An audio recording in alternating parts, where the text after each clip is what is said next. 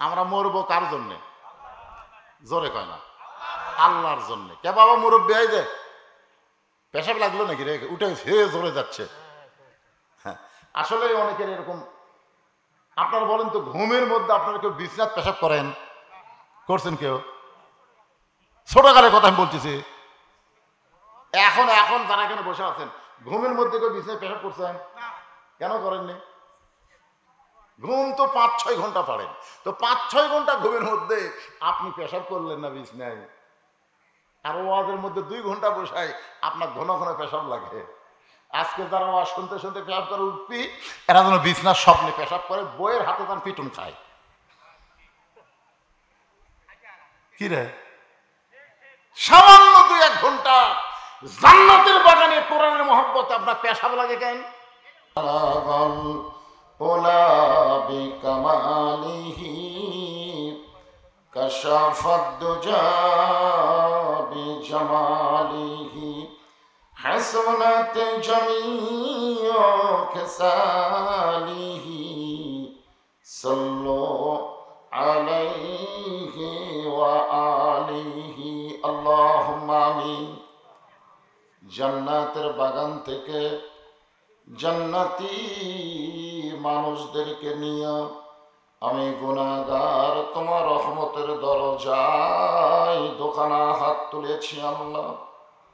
হাসরের ময়দানে জব্বার আর কাহার নামে রূপ নিয়ে তুমি যখন বিচার শুরু করবে, তোমার সামনে দাঁড়ায়া সমস্ত নবীরা নাফসি নাফসি বলে কাঁদতে থাকবে।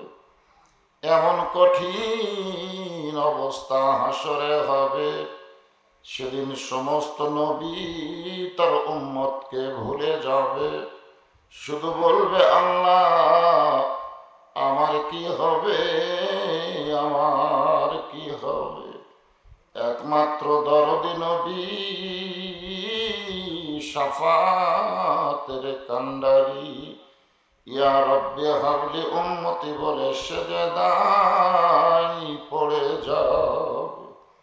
সেই কঠিন মুসিবতের সময় আজকের এই মাহফিলকে ওসিলা করে আমাদের সবাইকে রাসূলের উম্মতের কাতারে আল্লাহ কবুল করে নিও।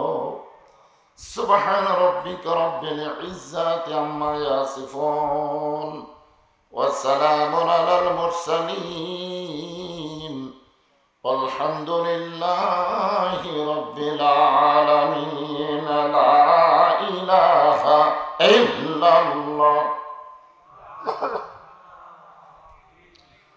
মাইকের সাউন্ড একটু ক্লিয়ার করেন, টন টন করতেছে। লা ইলাহা ইল্লাল্লাহ, লা ইলাহা ইল্লাল্লাহ। যার দিলে আছে আমার আল্লাহর ভয়, যার মনে আছে আল্লাহর ভয়, যার দিলে আছে আল্লাহর ভয়, আল্লাহ আল্লাহ সব সময়। আহার নিদ্রা ভালো লাগে না, এই দুনিয়া ভালো লাগে না, ভালো লাগে শুধু আল্লাহ। লা ইলাহা ইল্লাল্লাহ, মহব্বতে লা ইলাহা।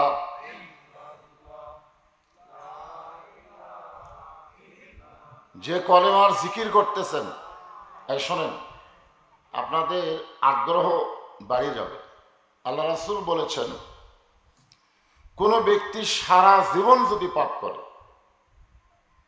কিন্তু মৃত্যুর সময় এই কলেমা উচ্চারণ করতে করতে যদি মারা যায়, শুধুমাত্র কলেমা মুখে জারি থাকার কারণে আল্লাহ তার জীবনের সমস্ত গুনাহ মাফ করে দেন। নামাজের দ্বারা, রোজার দ্বারা, হজের দ্বারা সব গুনাহ মাফ হওয়ার কোনো গ্যারান্টি নেই। এটা এমন একটা কলেমা যে কলেমা সম্পর্কে বলা হয়েছে আফজালুজ জিকির লা ইলাহা ইল্লাল্লাহ। এইটা জিকির করতে আপনাদের কি শরম লাগতেছে? মন খারাপ? মরা লাগবি তো। তাহলে এই জন্যে সকলে মন খোলে প্রাণ খোলে আল্লাহর জিকির করতে কোনো শরম নাই। লা ইলাহা ইল্লাল্লাহ, লা ইলাহা ইল্লাল্লাহ, লা ইলাহা, লা ইলাহা ইল্লাল্লাহ মুহাম্মাদুর রাসূলুল্লাহ। সকলেই বলি সাল্লাল্লাহু আলাইহি ওয়াসাল্লাম। বলিদাঘাটি কবরস্থান ও জামি মসজিদের উন্নয়ন কল্পে আজকের এই ইসলামী জলসা এবং হালকা জিকির মাহফিল। আজকের এই মাহফিল আল্লাহ তাআলা যিনাকে সম্মানিত সভাপতির আসনে কবুল করেছেন। মনে হয় সভাপতি সাহেবের স্ত্রী মারা গেছে নাকি? আজকের এই মাহফিলের সম্মানিত সভাপতিকে অন্তরের অন্তঃস্থল থেকে শুভেচ্ছা জ্ঞাপন করছি। আজকের এই মাহফিলের সম্মানিত প্রধান অতিথি গণমানুষের জননেতা, সিংড়ার গৌরব, বর্তমান সরকারের মাননীয় প্রতিমন্ত্রী, আপনাদের এমপি অ্যাডভোকেট জুনায়েদ আহমদ পলক। আজকের এই মাহফিলের সম্মানিত বিশেষ অতিথিবৃন্দ, সকলকেই অন্তরের অন্তঃস্থল থেকে আমি শুভেচ্ছা জ্ঞাপন করছি। আজকের এই মাহফিলের সম্মানিত ওলামায়ে কেরাম, আপনাদের মাঝে মাঝে যে সমস্ত আলেম ওলামা বসে আছেন, মঞ্চে আছেন, মাগরিবের নামাজের পর থেকে এতক্ষণ পর্যন্ত, এত রাত পর্যন্ত যিনারা কোরআন হাদিসের আলোকে আলোচনা করে আপনাদের শোনালেন, আলেম ওলামা সহ আজকের মাহফিলের বক্তাগণকে অন্তরের অন্তঃস্থল থেকে আমি শুভেচ্ছা জ্ঞাপন করছি। এই মুহূর্তে আমার সামনে যারা বসে আছেন, যিনাদের প্রতি আল্লাহ অত্যন্ত রহমত বর্ষণ করেছেন,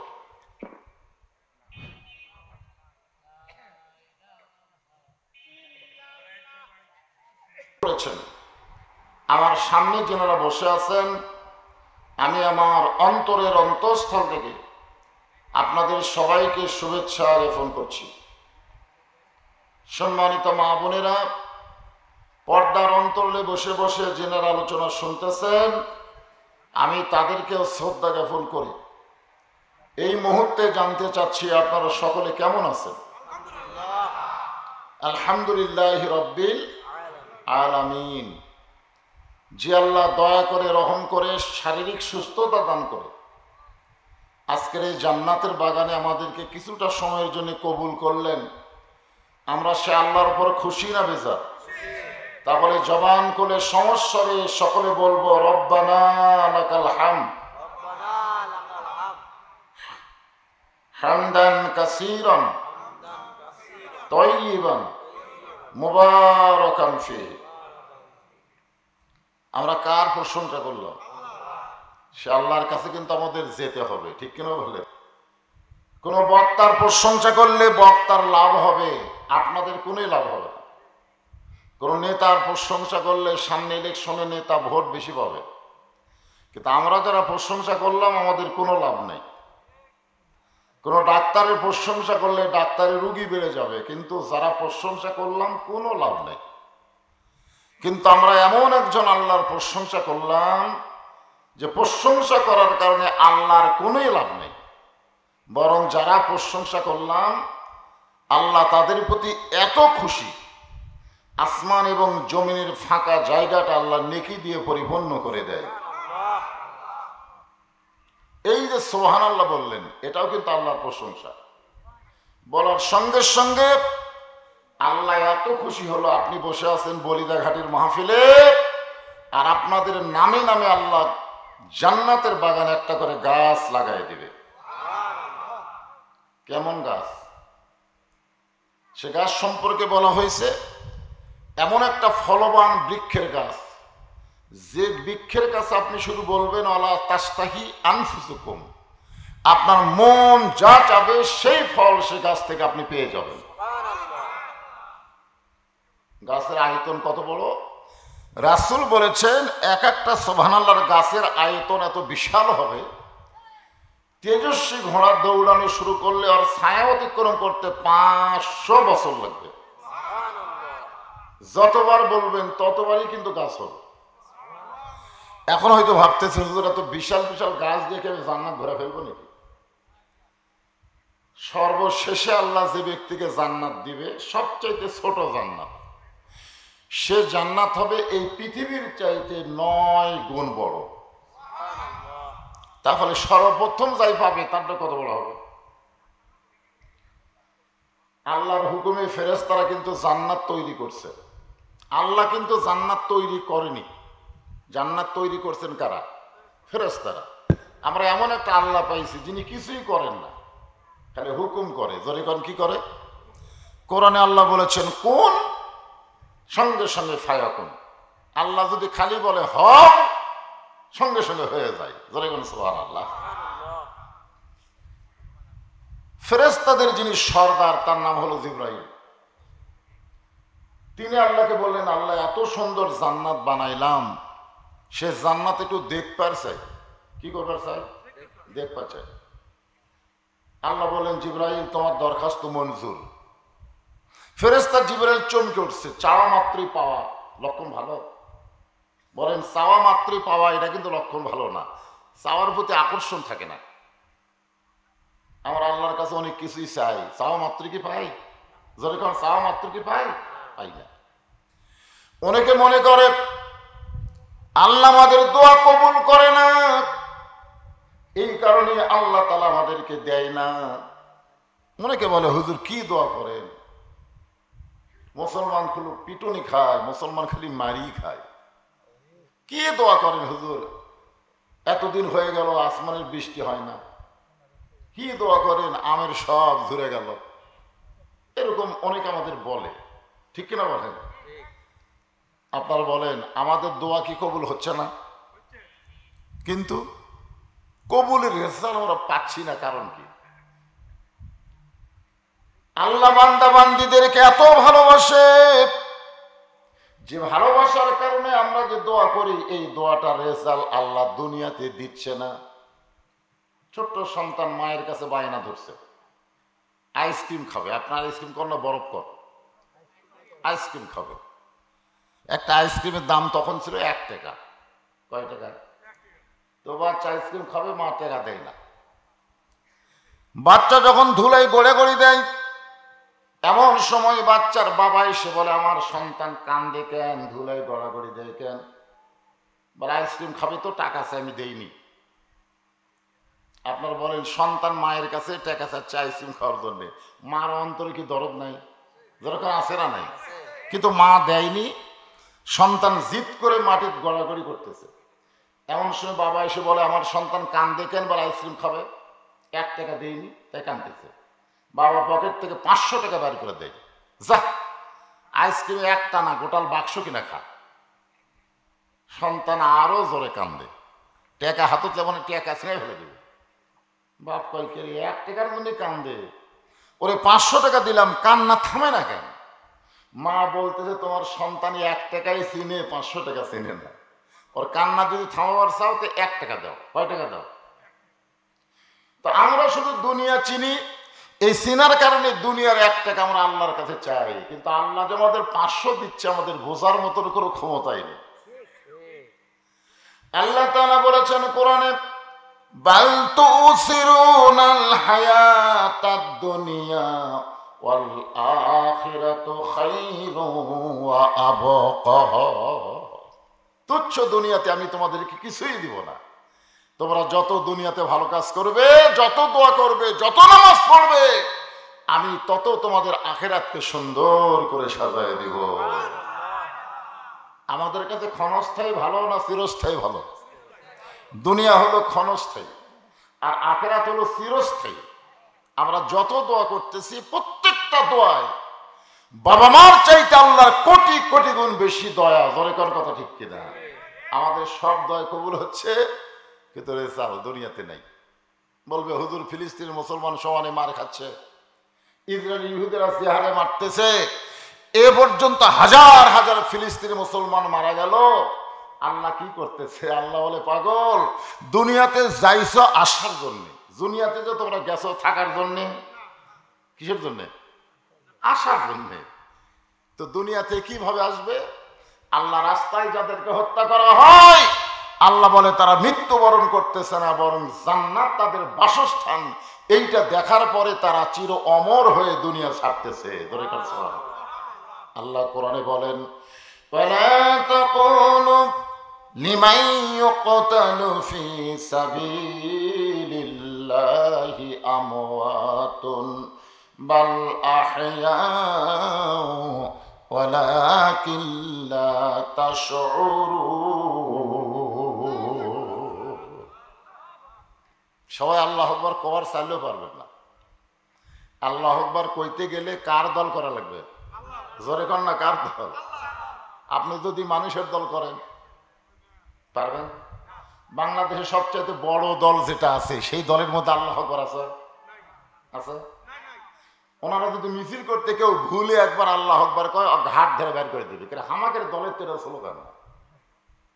তা আপনাদের এলাকায় ওই দলের লোক বেশি, যার কারণে কোরআন তেলাওয়াত শুনেও মুখে আল্লাহ আকবার আসতেছে না। না কোন না কোন অসুবিধা কি?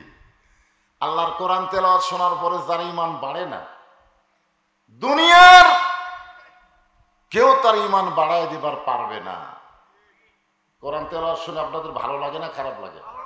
আল্লাহ বলেন, ওয়াইযা তুলিয়াত আলাইহিম আয়াতুহু যাদাতুহুম ঈমানা ওয়া আলা রাব্বিহিম ইয়াতাওয়াক্কালুন।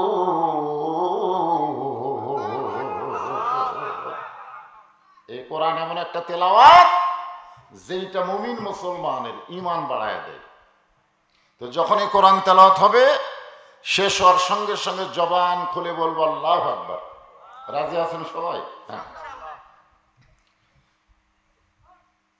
আল্লাহ বললেন, যাও।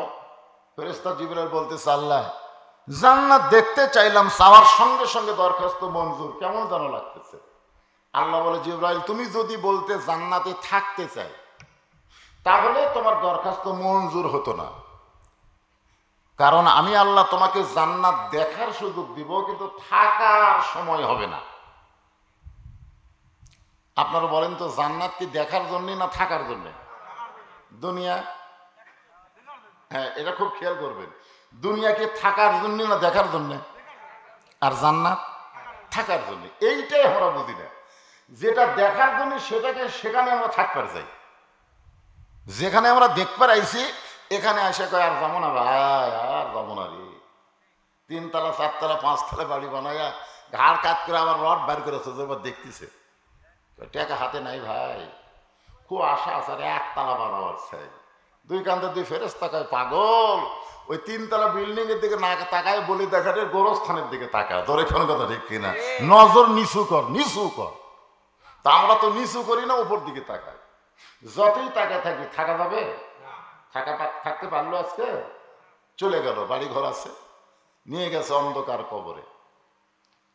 আল্লাহ কোরআনে বলেন, ইয়া আইয়ুহাল্লাযীনা আমানুত্তাকুল্লাহা হাক্কা তুকাতিহি ওয়া লা তামুতুন্না ইল্লা ওয়া আনতুম মুসলিমুন। কোনো টেনশন নাই। আমি যখন আসতেছিলাম না, আমি যখন এখানে আসতেছিলাম তখন এক হুজুর ওয়াজ করতেছিল। সে ওয়াজের মধ্যে বলতেছেন, ইন্নাল্লাযীনা ক্বালু রাব্বুনাল্লাহু সুম্মা ইসতাকামু তাতানাজ্জালু আলাইহিমুল মালাইকা আল্লা তাখাফু ওয়া লা তাহজানু ওয়া আবশিরু বিল জান্নাতিল্লাতী কুনতুম তুআদুন। মৃত্যুর বিছানায় যখন পড়ে যাবে, ওই সময় তুমি যদি মুমিন মুত্তাকি মুসলমান হও, তোমার জন্য আল্লাহ রহমতে ফেরেশতা নাজিল করবে। যখন স্ট্রোক করছে, যখন স্ট্রোক করছে সবাই টানে লেগে গেছে রাজশাহী, জোরে কোন কথা ঠিক কিনা? ওই সময় কিন্তু ফেরেশতা ওনার সাথে ঘুরতেছে। রহমতের ফেরেশতা বলবে, আল্লাহ তাখাফু, তোমার কোনো ভয় নাই, ওয়ালা তাহজান, তোমার কোনো চিন্তা নাই, তুমি মৃত্যুর ভয় করো না, কবরের চিন্তা করো না, হাসরের কোনো ভয় করো না, চিন্তা করো না। আমি রহমতের ফেরেশতা তোমার জন্য খোঁজ খবরে নিয়ে আইছি। ওয়া আবশিরু বিল জান্নাতিল্লাতী কুনতুম তুআদুন। দুনিয়া থেকে তোমাকে কবরে রাখতে দেরি হতে পারে, কিন্তু রহমতের ফেরেশতা তোমাকে জান্নাতে নিয়ে যেতে দেরি করবে না। বলে সুবহানাল্লাহ। আপনারা কি মনে করতেছেন এ কবর থাকা লাগবে? লাগবে না। কবর হচ্ছে আমাদের দেহ ঢাকার জায়গা, দেহ। আর আমাদের ভিতরে যে পাখি আছে, এই পাখি কিন্তু মরবি না, এখানে জায়গা পরিবর্তন করবি। ধরে কোন কি পরিবর্তন? জায়গা পরিবর্তন। আগে আসলে রুহের জগতে, সেখান থেকে এসে দুনিয়ার জগতে, সেখান থেকে যাবে কবরের জগতে। কবরের জগৎ থেকে রুহুকে আবার দুই জায়গায় পাঠানো হবে। একটা জায়গা হলো ইল্লিন, আর একটা জায়গার নাম হলো সিজ্জিন। যদি এই মা, যে মা চলে গেল, এই মা যদি 5 ওয়াক্ত নামাজ পড়ে, রমজান মাসে রোজা করে, যদি স্বামীর কথা মতো চলে, আর যদি পর্দার ভিতরে থাকে, আল্লাহ রাসূল বলেছেন আল্লাহ তোমার জন্য একটা না, দুইটা না, জান্নাতের 8টা দরজা খুলে দিবে। সব দরজা খুলে দিবে আর বলবে তুমি যে দরজাতে খুশি জান্নাতে প্রবেশ করো। কোনো টেনশন আছে? ধরে কোনো টেনশন আছে? আমরা মনে করি আরে এমন আযাব দিবে রে ভাই, কবরের ওই মাটিতে গলা ফেটে রক্ত ঝরবে, চিৎকারের ওই চোটেতে। কিছুই না।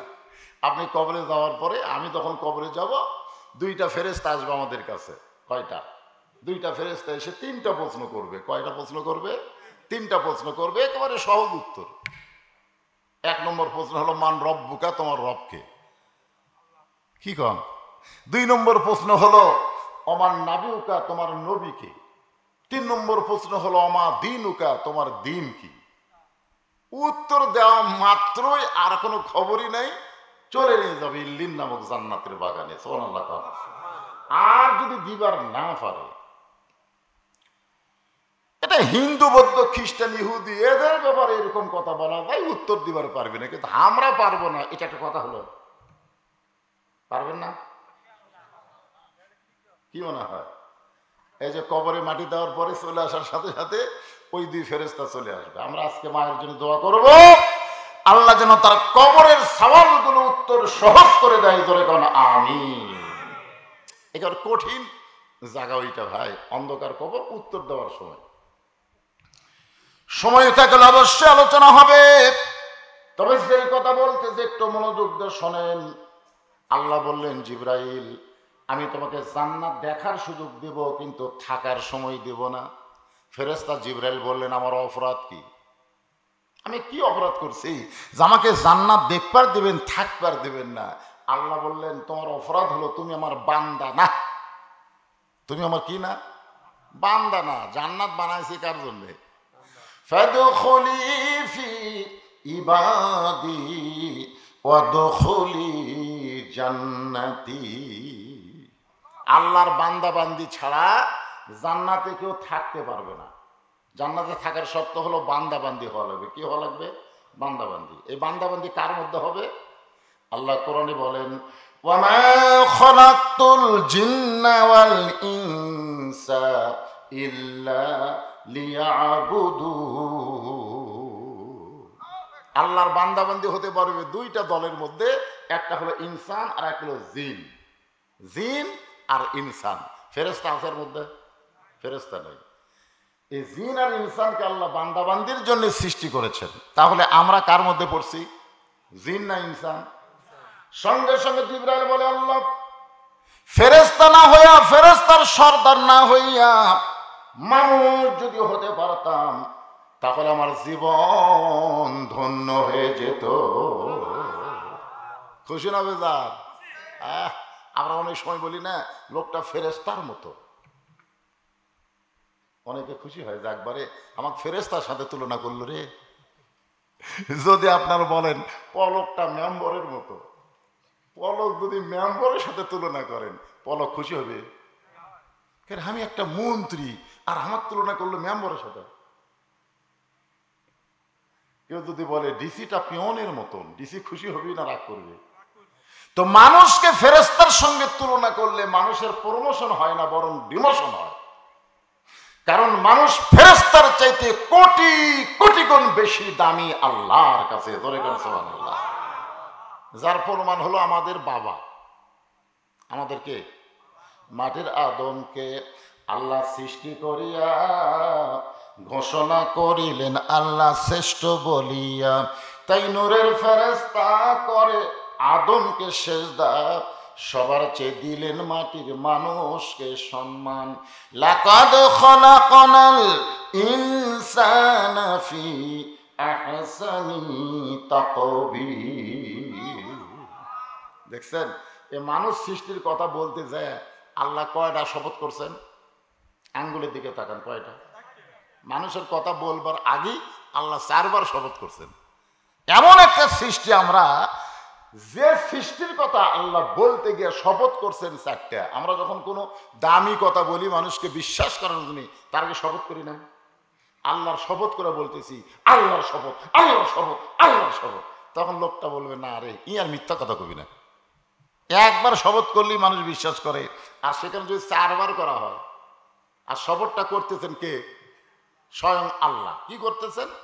অতীন ওয়াজ্জাইতুন ওয়াতুরি সিনিন ওয়াহাজাল বালাদিল আমিন। কয়টা শপথ হলো? 4টা। এরপরে বললেন লাকাদ খলাকনাল ইনসানা ফি আহসানি তাকবীর। ফেরেশতা জিবরাইল বলতেছে আল্লাহ, আল্লাহ থাকার জায়গা যদি নাই থাকে, দেখার সুযোগ যখন পাইছি, এই সুযোগ আমি হাতছাড়া করবো না। আল্লাহ বলেন জিবরাইল তাহলে দেখো। মানুষ হেঁটে হেঁটে দেখে, অনেক লোক মোটর সাইকেল নিয়ে চড়ায়, মোটর সাইকেলের মধ্যে চড়ে বিলের মধ্যে দেখে, দেখে না? আবার অনেক লোক টাকা বেশি থাকলে গাড়ি চড়ে, কেউ আবার এরোপ্লেনে চড়ে, হেলিকপ্টারে চড়ে। যতই যানবাহন আপনি চড়েন, আলোর চাইতে বেশি গতি কিন্তু নাই। আর জিবরাইলকে আল্লাহ 600 পাখা দেওয়ার কারণে তার গতি হলো আলোর চাইতে কোটি কোটি গুণ বেশি। আল্লাহ কয়শো পাখা দিছে? 600 পাখা।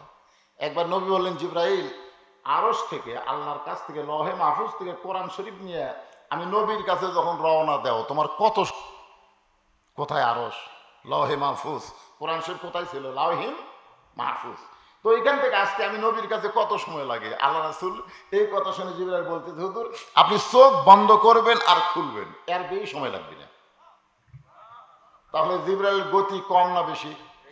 কত বেশি দেখছেন? সেই গতি নিয়ে জান্নাত দেখার জন্য রওনা দিলেন। এই দুনিয়ার কোন কিতাবে লেখছে 1 সপ্তাহ, কোন কিতাবে লেখছে 1 বছর পর্যন্ত জান্নাত দেখলেন। এই দুনিয়ার 1 বছর পর্যন্ত জান্নাত দেখার পরে জান্নাতের সীমানা পাইলেন না। জান্নাতের সীমানা না পাইয়া জিবরাইল বলতেছে, আল্লাহ এত বড় জান্নাত বানাইছেন, এত উড়ে উড়ে দেখতেছি, তারপরেও জান্নাত শেষ হয়ে গেল না, আরো কত বড় জান্নাত? আল্লাহ বলেন জিবরাইল, জান্নাত যদি হয় 16 আনা, তুমি সবে মাত্র দেখছো তার 1 আনা। ফেরেশতা জিবরাইল বলতেছে আর দেখবো না। আল্লাহ বলে দেখবো না কেন? জিবরাইল বলতেছে পরের জায়গা আমার দেখা লাভ কি? পরের জায়গা, পরের জমি, ঘর বানায় আমি রই, আমি কিন্তু জমির মালিক নই। কার জায়গা? জায়গা কার? জমিদারের ইচ্ছা মতন দেই না জমিন চাষ, তাই তো ফসল ফলে না রে দুঃখ 12 মাস। আমি খাজনা পাতি সবই দিলাম, তবু জমিন হয় যে নিলাম, দুঃখের কথা কারে কই? পরের জায়গা, পরের জমি, ঘর বানায়া আমি রই। জমিদার আমাদের আল্লাহ যেভাবে জমিন চাষ করতে বলেছেন, আমরা সেভাবে চাষ না করে যদি কবরে যাই, তাহলে বিপদ আছে। আর যদি আবার ঠিক থাকে, আর দুনিয়াও মাজরাতুল আখেরা, দুনিয়া হচ্ছে আখেরাতের আবার যোগ্য একটা জায়গা। ধরে কর সুবহানাল্লাহ। ফেরেশতা জিবরাইল বলতেছে, আল্লাহ এত পাকা দিয়ে উড়াল দিয়ে কেবল 16 আনারে 1 আনা দেখলাম, তো যাদের জন্য আপনি জান্নাত বানাইছেন ওইটা তো পাকা নেই। আপনারা বলেন তো আমাদের ফাঁকা আছে? তো খামাখা এত বড় জান্নাত কেন বানাচ্ছেন? যে জান্নাতে সুবহানাল্লাহ বলার পরে একটা করে গাছ লাগতেছে। সুবহানাল্লাহ বলেন। কত বড় জান্নাত! যতই গাছ লাগান জান্নাত কি ফুরাবে নাকি? ফুরাবে? আবার মনে করেন হুজুর সেই জায়গাতে আমার থাকারই জায়গা নেই, গাছ আর গাছ। হ্যাঁ, আল্লাহ ডাকতে বলেন, জিবরাইল আমার যেই বান্দার পাখা নেই সেই বান্দার জন্য এত বড় জান্নাত বানাইছে, তোমার মধ্যে সন্দেহ শুরু হয়েছে যে এই বান্দারা এত বড় জান্নাত কেমনে দেখবে। এইটা যদি তুমি জানতে চাও তাহলে আগামী জুমার দিনে, আগামী কিসের দিন? জুমার নামাজের আজান দেওয়ার পরে যেই মুসল্লি মসজিদের মধ্যে সর্বপ্রথম ঢুকবে তাকে জিজ্ঞাসা করলেই জানতে পারবে এত বড় জান্নাত আমার বান্দা বান্দিরা কেমনে দেখবে। সুবহানাল্লাহ বলেন। আসলে হাদিস বা কোরআন যেখানে জান্নাতের কথা আছে, বান্দার কথা আছে, বান্দির কথা পরে কইছে। কারণ আছে, কারণ আছে। কারণটা হলো আল্লাহ আগে জান্নাতে কাকে তৈরি করছে? আদমকে না হওয়াকে? কথা কয়। হ্যাঁ, এই জন্য মেয়ে মানুষের জানাজায় লোক হওয়ার দরকার নাই। মেয়ে মানুষের জানাজায় মাইকিং করাও যাবে না, মেয়ে মানুষের জানাজায় বলাও যাবে না মেয়েটা কেমন ছিল। অনেক দিক দিয়ে কিন্তু সমস্যা আছে না নাই? কারণ আমার মায়েরা যারা জান্নাতে হবে ওনাদের জান্নাতের সর্দারিনী যিনি হবেন তার নাম কি? এটা কি আপনাদের কারো সন্দেহ আছে নাকি? প্রত্যেক জুমার সানি খুতবায় ইমাম সাহেব আপনাকে শুনাই দিচ্ছে, আরবিতে বলে হয়তো বুঝবার পারেন না। আপনাদের ইমাম সাহেব কি সানি খুতবায়, সানি খুতবা মানে প্রত্যেক জুমার দ্বিতীয় খুতবায় কিন্তু বলে, আপনারা শোনেন, সাইয়্যিদাতুন নিসায়ে আহলুল জান্নাহ ফাতেমাতুজ যোহরা, জান্নাতে নারীদের যিনি নেত্রী হবেন তার নাম হলো ফাতেমাতুজ যোহরা। হ্যাঁ, আপনারা বলেন তো উনি যে জান্নাতে নারীদের নেত্রী হয়েছেন খালি নবীর মেয়ে হওয়ার কারণে? আপনাদের কি ধারণা নবীর মেয়ে হওয়ার কারণেই হয়তো জান্নাতে নারীদের নেত্রী হয়েছে? তা কিন্তু না। আল্লাহ নবী বলতেন, ফাতেমা নবীর মেয়ে হওয়ার কারণে তুমি জান্নাতি, এইটা কখনোই চিন্তা করবা না। জান্নাতে যদি যাবার চাও তাহলে জান্নাতের আমল করে তোমাকে জান্নাতে যেতে হবে। সঙ্গে সঙ্গে ফাতেমা বলে, বাবা তাহলে কি আমল করলে জান্নাতে যাওয়া যাবে? আল্লাহ রাসূল বলেন, বেশি আমল করা লাগবে না, মাত্র 4টা আমল করবা। 1 নম্বর আমল হলো নামাজ, 5 ওয়াক্ত নামাজ। পুরুষেরা মসজিদে জামাতে নামাজ পড়ে, আর ওয়াক্তের মধ্যেই মেয়েরা বাড়িতে নামাজ পড়বে। আল্লাহর নবীর হাদিসের ব্যাখ্যায় বলা হয়েছে, পুরুষেরা মসজিদে নামাজ পড়ে যেমন সওয়াব পাবে, নারীরা বাড়িতে নামাজ পড়লে তেমন সওয়াব আল্লাহ তাকে দিয়ে দিবে। এখন বাংলাদেশে কিছু ফেতনাবাজ নারীদেরকেও মসজিদে নিয়ে আসবার চাই, ধরে কোন আছে না নাই? শায়েক নামের শায়েক, দেখবেন ইউটিউবে সার্চ দিলে শায়েক বাড়ায়, অনেকগুলো শায়েক বাড়ায়। এই শায়েকেরা এখন নারীগুলো নিয়ে ঈদের মাঠে পর্যন্ত জামাতের ব্যবস্থা করতেছে, একদিকে পুরুষ একদিকে নারী, নারীরাও মসজিদে নামাজ পড়তে পারবে এরকম ফতোয়া দিচ্ছে। হ্যাঁ, নারীরাও মসজিদে নামাজ পড়েছে আল্লাহর নবীর সময়, নবীর সময় নারীরাও নামাজ পড়ছে। তখন মুসলমানের চরিত্র এত ভালো ছিল, একমাত্র আল্লাহ ছাড়া অন্য কারো দিকে নজরই যাইতো না। সুবহানাল্লাহ বলেন না কেন? আবু বকর রাদিয়াল্লাহু সময় কিন্তু মেয়েরা জামাতে নামাজ পড়ছে। দেখবেন মসজিদের কাতারের ব্যাপারে বলা হয়েছে, প্রথম কাতারে থাকবে পুরুষ মানুষ, বয়স্ক পুরুষ, বয়োজ্যেষ্ঠ পুরুষেরা থাকবে প্রথম কাতারে। দ্বিতীয় কাতারে থাকবে যুবকেরা, দ্বিতীয় কাতারে কে থাকবে? যুবকেরা।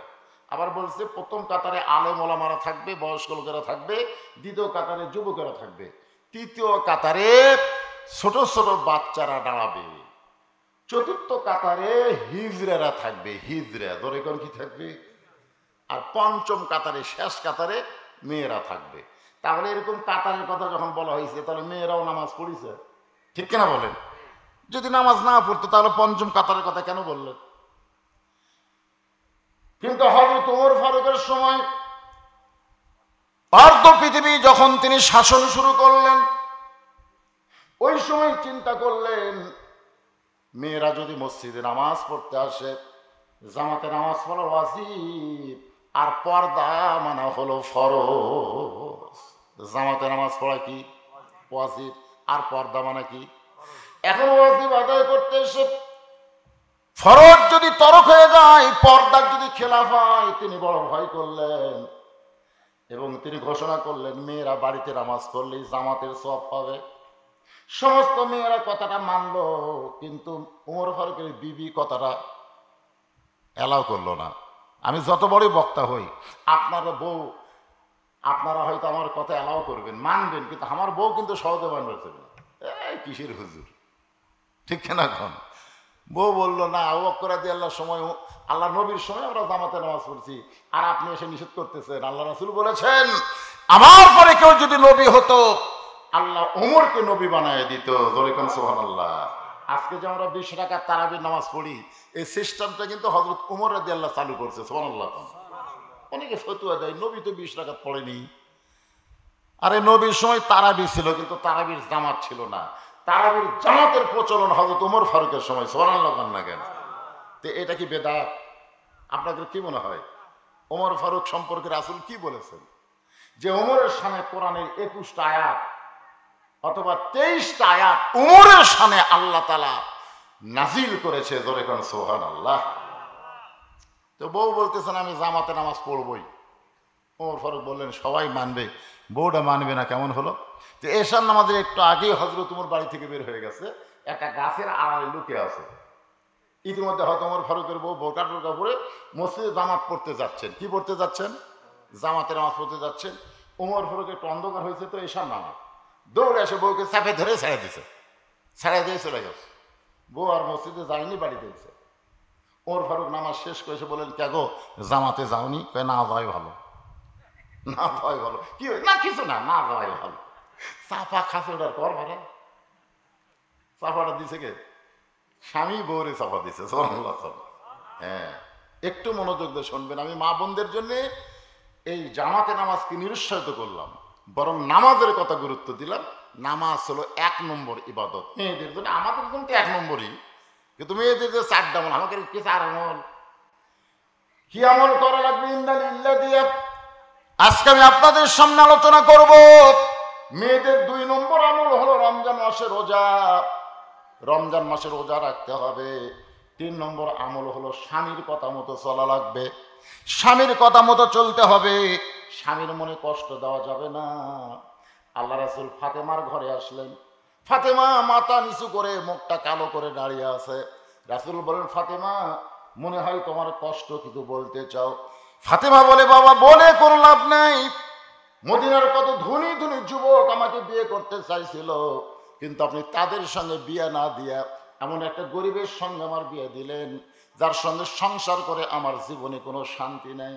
সঙ্গে সঙ্গে রাসূল বলেন ফাতেমা আমি তোমাকে আলীর সঙ্গে বিয়ে দেই নাই, বরং আল্লাহ তাআলা হুকুম করেছে ও ফাতেমা আল্লাহ ছাড়া কাউকে যদি সিজদা করার হুকুম থাকে তাহলে আমি তোমাকে হুকুম করতাম আলীর পায়ে সিজদা করো। এই কথার দ্বারা নবী ফাতেমাকে বুঝাই দিলেন মেয়ে মানুষের কাছে আল্লাহর পরে সেই মানুষটা সবচাইতে দামি, ওই মানুষটি হইলেন তার স্বামী। এই জন্য স্বামীর কথা মতো চলা লাগবে। 4 নম্বর যে কথাটা সেটা হলো পর্দা। পর্দা, এই পর্দা মোতাবেক যদি মেয়েরা চলে আর কোনো আমলের দরকার, জোরে কোন দরকার? হজের কথা নাই, জাকাতের কথা নাই, এগুলো কোনো কথাই নেই। 4 আমলে 8 জান্নাত। আলহামদুলিল্লাহ, যে বান্দির আমরা জানাজা করলাম উনি যদি 4টা আমল পাকাপোক্ত ভাবে করে যায় ইনশাআল্লাহ তার জান্নাতের ব্যাপারে কোনো সন্দেহ নাই। আল্লাহ কবুল করুক, জোরে কোন আমিন। আগামী জুমার দিনে মসজিদ যখন আজান হবে, আজান দেওয়ার সঙ্গে সঙ্গে যেই মুসল্লি মসজিদে পা দিবে তাকে জিজ্ঞাসা করলেই জানতে পারবে এত বড় জান্নাত আমার বান্দারা কেমনে দেখবে। এ কথার দ্বারা আল্লাহ বান্দার দাম কমালো না বাড়ালো? আগামী জুমার দিনে আজান দেওয়ার সাথে সাথে আপনার মসজিদে যাবেন? আজকের খবর কি পড়ছেন? কিন্তু আজানের গুরুত্ব খুবই কম। 5 ওয়াক্ত নামাজের আজান দেওয়ার সাথে সাথে মসজিদে যাওয়া লাগবে না, জামাত ধরলি হলো। ধরে কোন কথা ঠিক কিনা? জুমার নামাজের আজানের গুরুত্ব বেশি, নামাজের চাইতে আজানের গুরুত্ব বেশি। দেখেন আল্লাহ কোরআনে বলতেছেন, ইযা নুদিয়া লিস-সালাতি মিন ইয়াউমিল জুমআ ফাসআউ ইলা যিকরিল্লাহ। ফাসআউ মানে শব্দের অর্থ হলো হাঁটাও না, দৌড়াও না, এত জোরে মসজিদে যাওয়া লাগবে। হুকুম কার? আরো জোরে বলেন, হুকুম আল্লাহ। আমি যে কথা বলতেছিলাম যে এই যে সুবহানাল্লাহ, আলহামদুলিল্লাহ, এগুলো আল্লাহর তাসবিহ, আল্লাহর প্রশংসা, আমাদের করতে কোনো আপত্তি নেই। তাহলে আমরা প্রশংসা করলাম কার? এখন যদি প্রশ্ন করা হয় আমরা কেন করব, আল্লাহর প্রশংসা করার বহু কারণ। তার মধ্যে আমি প্রধানত 3টা কারণ খুঁজে পেয়েছি। প্রধানত কারণ 3টা, সে 3টা বলতেছি। 1 নম্বর কারণ হলো আল্লাহ বলি দেখাটের মধ্যে আমাদেরকে মুসলমানের ঘরে কবুল করেছে। ধরে ফেল সুবহানাল্লাহ। হরিণা, বলি দেখাটি, এগুলার নাম কিন্তু মুসলমান নাম না, জাগার নাম হলো হিন্দু নাম। ধরে কোন কি নাম? কিন্তু আমরা কি হিন্দুর ঘরত না মুসলমানের ঘরত? কথা কয় না রে বাবা। আজকে কি সিস্টেম হলো দেখছেন, কি সুন্দর আমরা জানাজা করলাম। আর হিন্দু হলেই শ্মশানা দিয়ে যায় লাগারে, দে মুখত আগুন দে, নাকি কোন ভাইজান? একটা মানুষকে পুড়িয়া ছারখার করে দেয়, ছাই করে দেয়। এটা করতেই কেমন লাগে, দেখতেও কেমন লাগে। আর আমাদের মুসলমানের সিস্টেমটা কত সুন্দর। ধরে করছো সুবহানাল্লাহ। কি খুশি হবে যার? যদি হিন্দুর ঘরে জন্ম নিতেন তাহলে কি করতে? একটু মনোযোগ দিয়ে শুনবেন যে আল্লাহ হিন্দু বৌদ্ধ খ্রিস্টানদের ঘরে না পাঠাইয়া মুসলমানের ঘরে আমাদের কবুল করলেন, এই জন্য আল্লাহর শুকরিয়া কম না বেশি? আল্লাহ রে আল্লাহ, আমরা সবাই জন্মগত মুসলমান, মুসলমানের ঘরে জন্ম নিয়েছি পারে।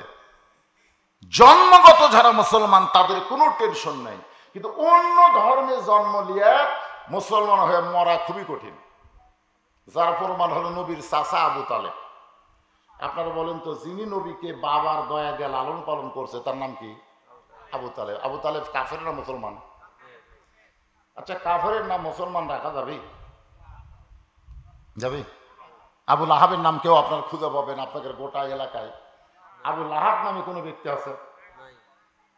আবু লাহাব নবীর চাচা, আবার আবু তালেবও নবীর চাচা। আবু লাহাবও কাফের, আবু তালেবও কাফের। তা আবু তালেব নাম বহু আছে, আছে না নাই? জোরে কেন আছে না নাই? আপনাকে এলাকাতে দেখবেন আবু তালেব আছে, আছে না নাই? এটা আবু লাহাব, আবু জেহেল নাই। আবু জেহেলও কাফের, আবু লাহাবও কাফের, আবু তালেবও কাফের। কিন্তু ওই 2 কাফের নাম খুঁজে পাওয়া যায় না। আরে আবু তালেব কাফের নাম মাঝে মধ্যে আছে, ব্যাপার কি? কারণ হলো আল্লাহ নবী বলেছেন, মায়ের পেট থেকে আমি এতিম হয়েছি, কিন্তু দুনিয়াতে আসার পরে আমি এতিম ছিলাম না। আমার চাচা আবু তালেব আমাকে এমন ভাবে লালন পালন করেছে, আমার যে বাবা নাই এটা কোনোদিন আমি বুঝতে পারিনি। সাল্লাল্লাহু। সে আবু তালেব মৃত্যুর বিছানায় যখন শুয়ে গেছে, আল্লাহ নবী বলতেছে, চাচা আমাকে এত দরদ করে আপনি লালন পালন করলেন, আপনি জাহান্নামের আগুনে পড়েন এটা আমি চাই না, বরং শুধু একটা বার আপনি বলেন লা ইলাহা ইল্লাল্লাহ মুহাম্মাদুর রাসূলুল্লাহ, আমি নবী ওয়াদা করতেছি আপনার হাত ধরে জান্নাতে পৌঁছায় দেব। আবু তালেব বললেন, বাজান মরে যখন যাচ্ছি বাপ দাদার ধর্ম ছাড়বো না। এখান থেকে প্রমাণ হলো অন্য ধর্মে জন্ম নিয়ে মুসলমান হয়ে মরা কঠিন, আর মুসলমানের মধ্যে জন্ম নিয়ে মুসলমান হয়ে তার জন্য মরা সহজ। এই যে আল্লাহ আমাদের জন্য সহজ বিধান রাখলেন, খুশি না বেজার? এই জন্য জবান করে সমস্বরে সকলে আল্লাহর প্রশংসা করছি, আলহামদুলিল্লাহ। আল্লাহর প্রশংসা করার 2 নম্বর কারণ হলো আমাদের কপাল এত ভালো। আমি মাঝে মধ্যে ড্রেসিং টেবিলের সামনে গিয়ে আমার চেহারা দেখে কপালে এরকম হাত দিয়ে সময় খাই। এইটা আমার এক ছোট মেয়ে দেখছে, দেখো আর মাকে বলতেছে, আব্বা মনে হয় পাগল হয়ে গেছে, নিজের কপালে হাত দেওয়ার সময় খায়। আমার বউ বলে কে গো এই ব্যারাম কবে থেকে ধরলো? নিজের কপাল হাত দিয়ে চুমা খান, তার মানে বলে চুমা খাওয়ার কারণ হলো আমার মতন কপাল ভালো কে আছে? বলে আপনার কপাল ভালো কেমনে?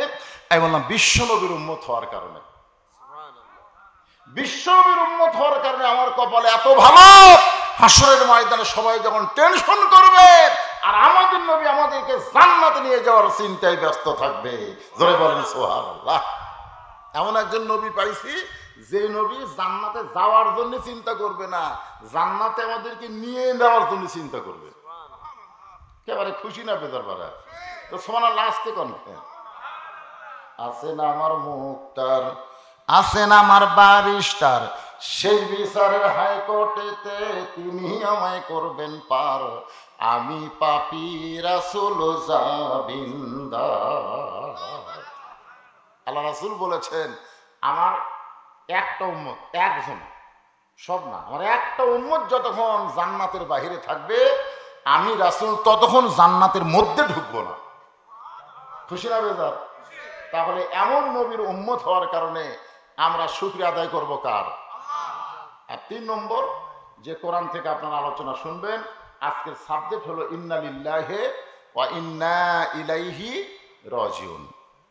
এই মেয়েটা মরার খবর শুনে আপনারা প্রথম কি কইছেন? একেবারে আপনার কননি।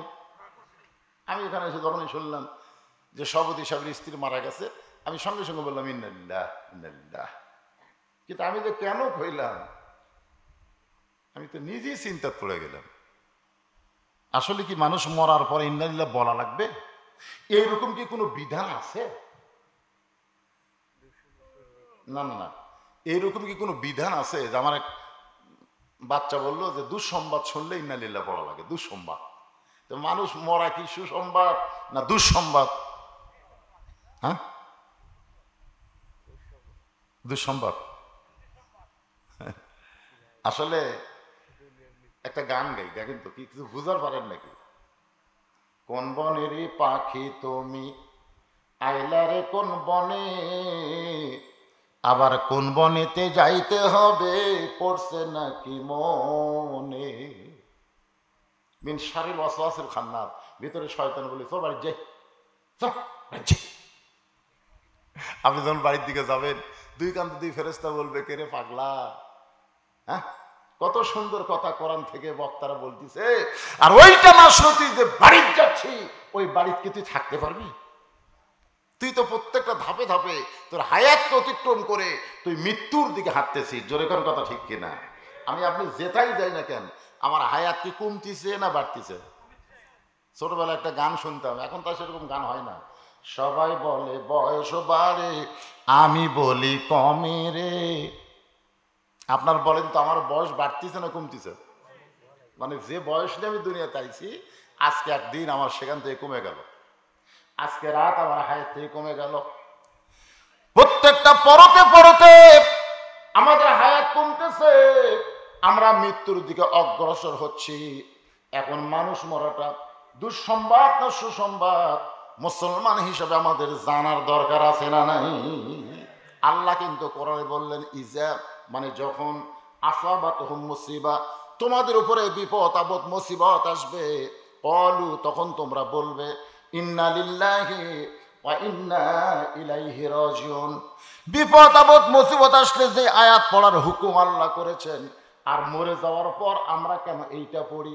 আমি বহু আলেমকে বলছি, এমনকি আমার যিনি ওস্তাদ শেরপুর আলিয়া মাদ্রাসার প্রিন্সিপাল, ওনাকে বলছিলাম হুজুর এই যে মানুষ মরে গেলে আমরা যে ইন্না লিল্লাহ কই, এটা কোরআন হাদিসের কোন জায়গাতে আছে যে বলা লাগবে?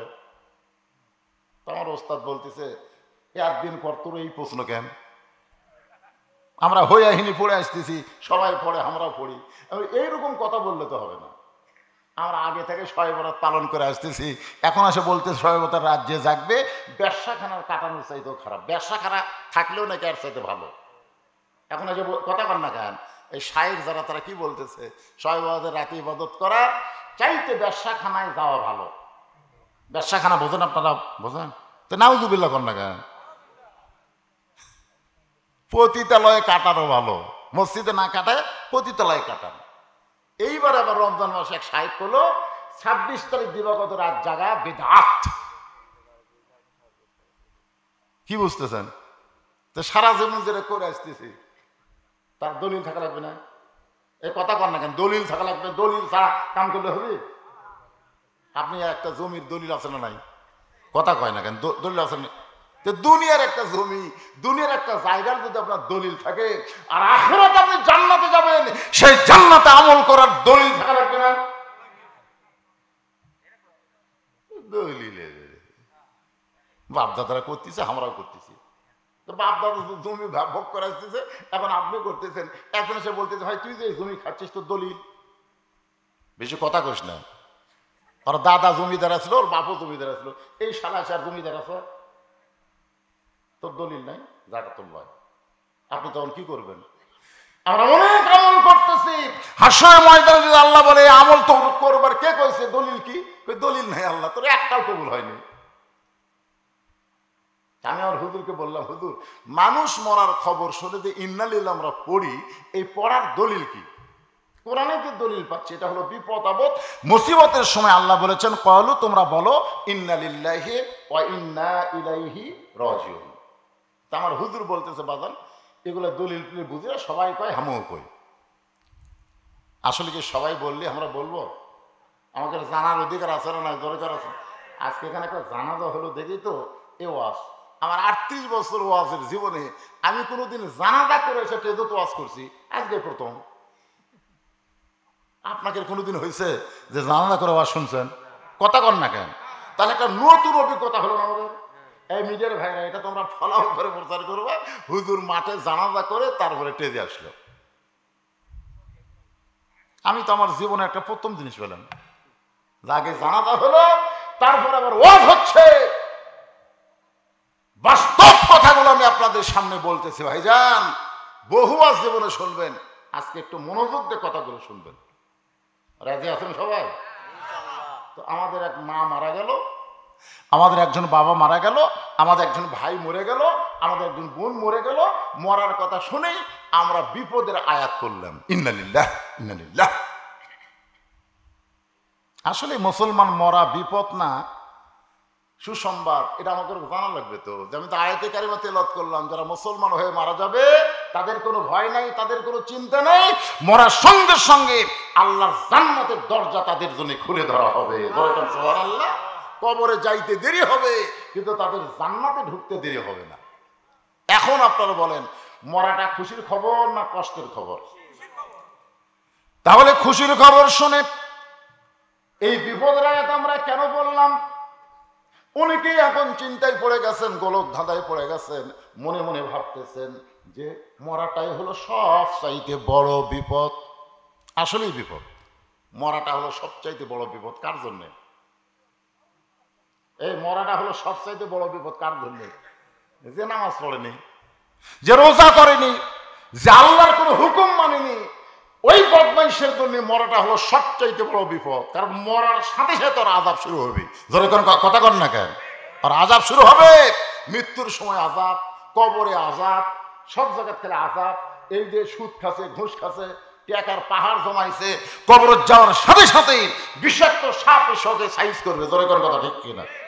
একটা গান আছে, ছোটবেলায় শুনছি, যদি ফুলগুলো হয় অভিমানে ঝরে যায়, আমি মালা গেথে বলো কারে পরাবো, সে যে কেন এলো না, কিছু ভালো লাগে না, কবরে আসুক তারে আমি মজা দেখাবো। এই কবরে মজা আছে না নাই? কার জন্যে?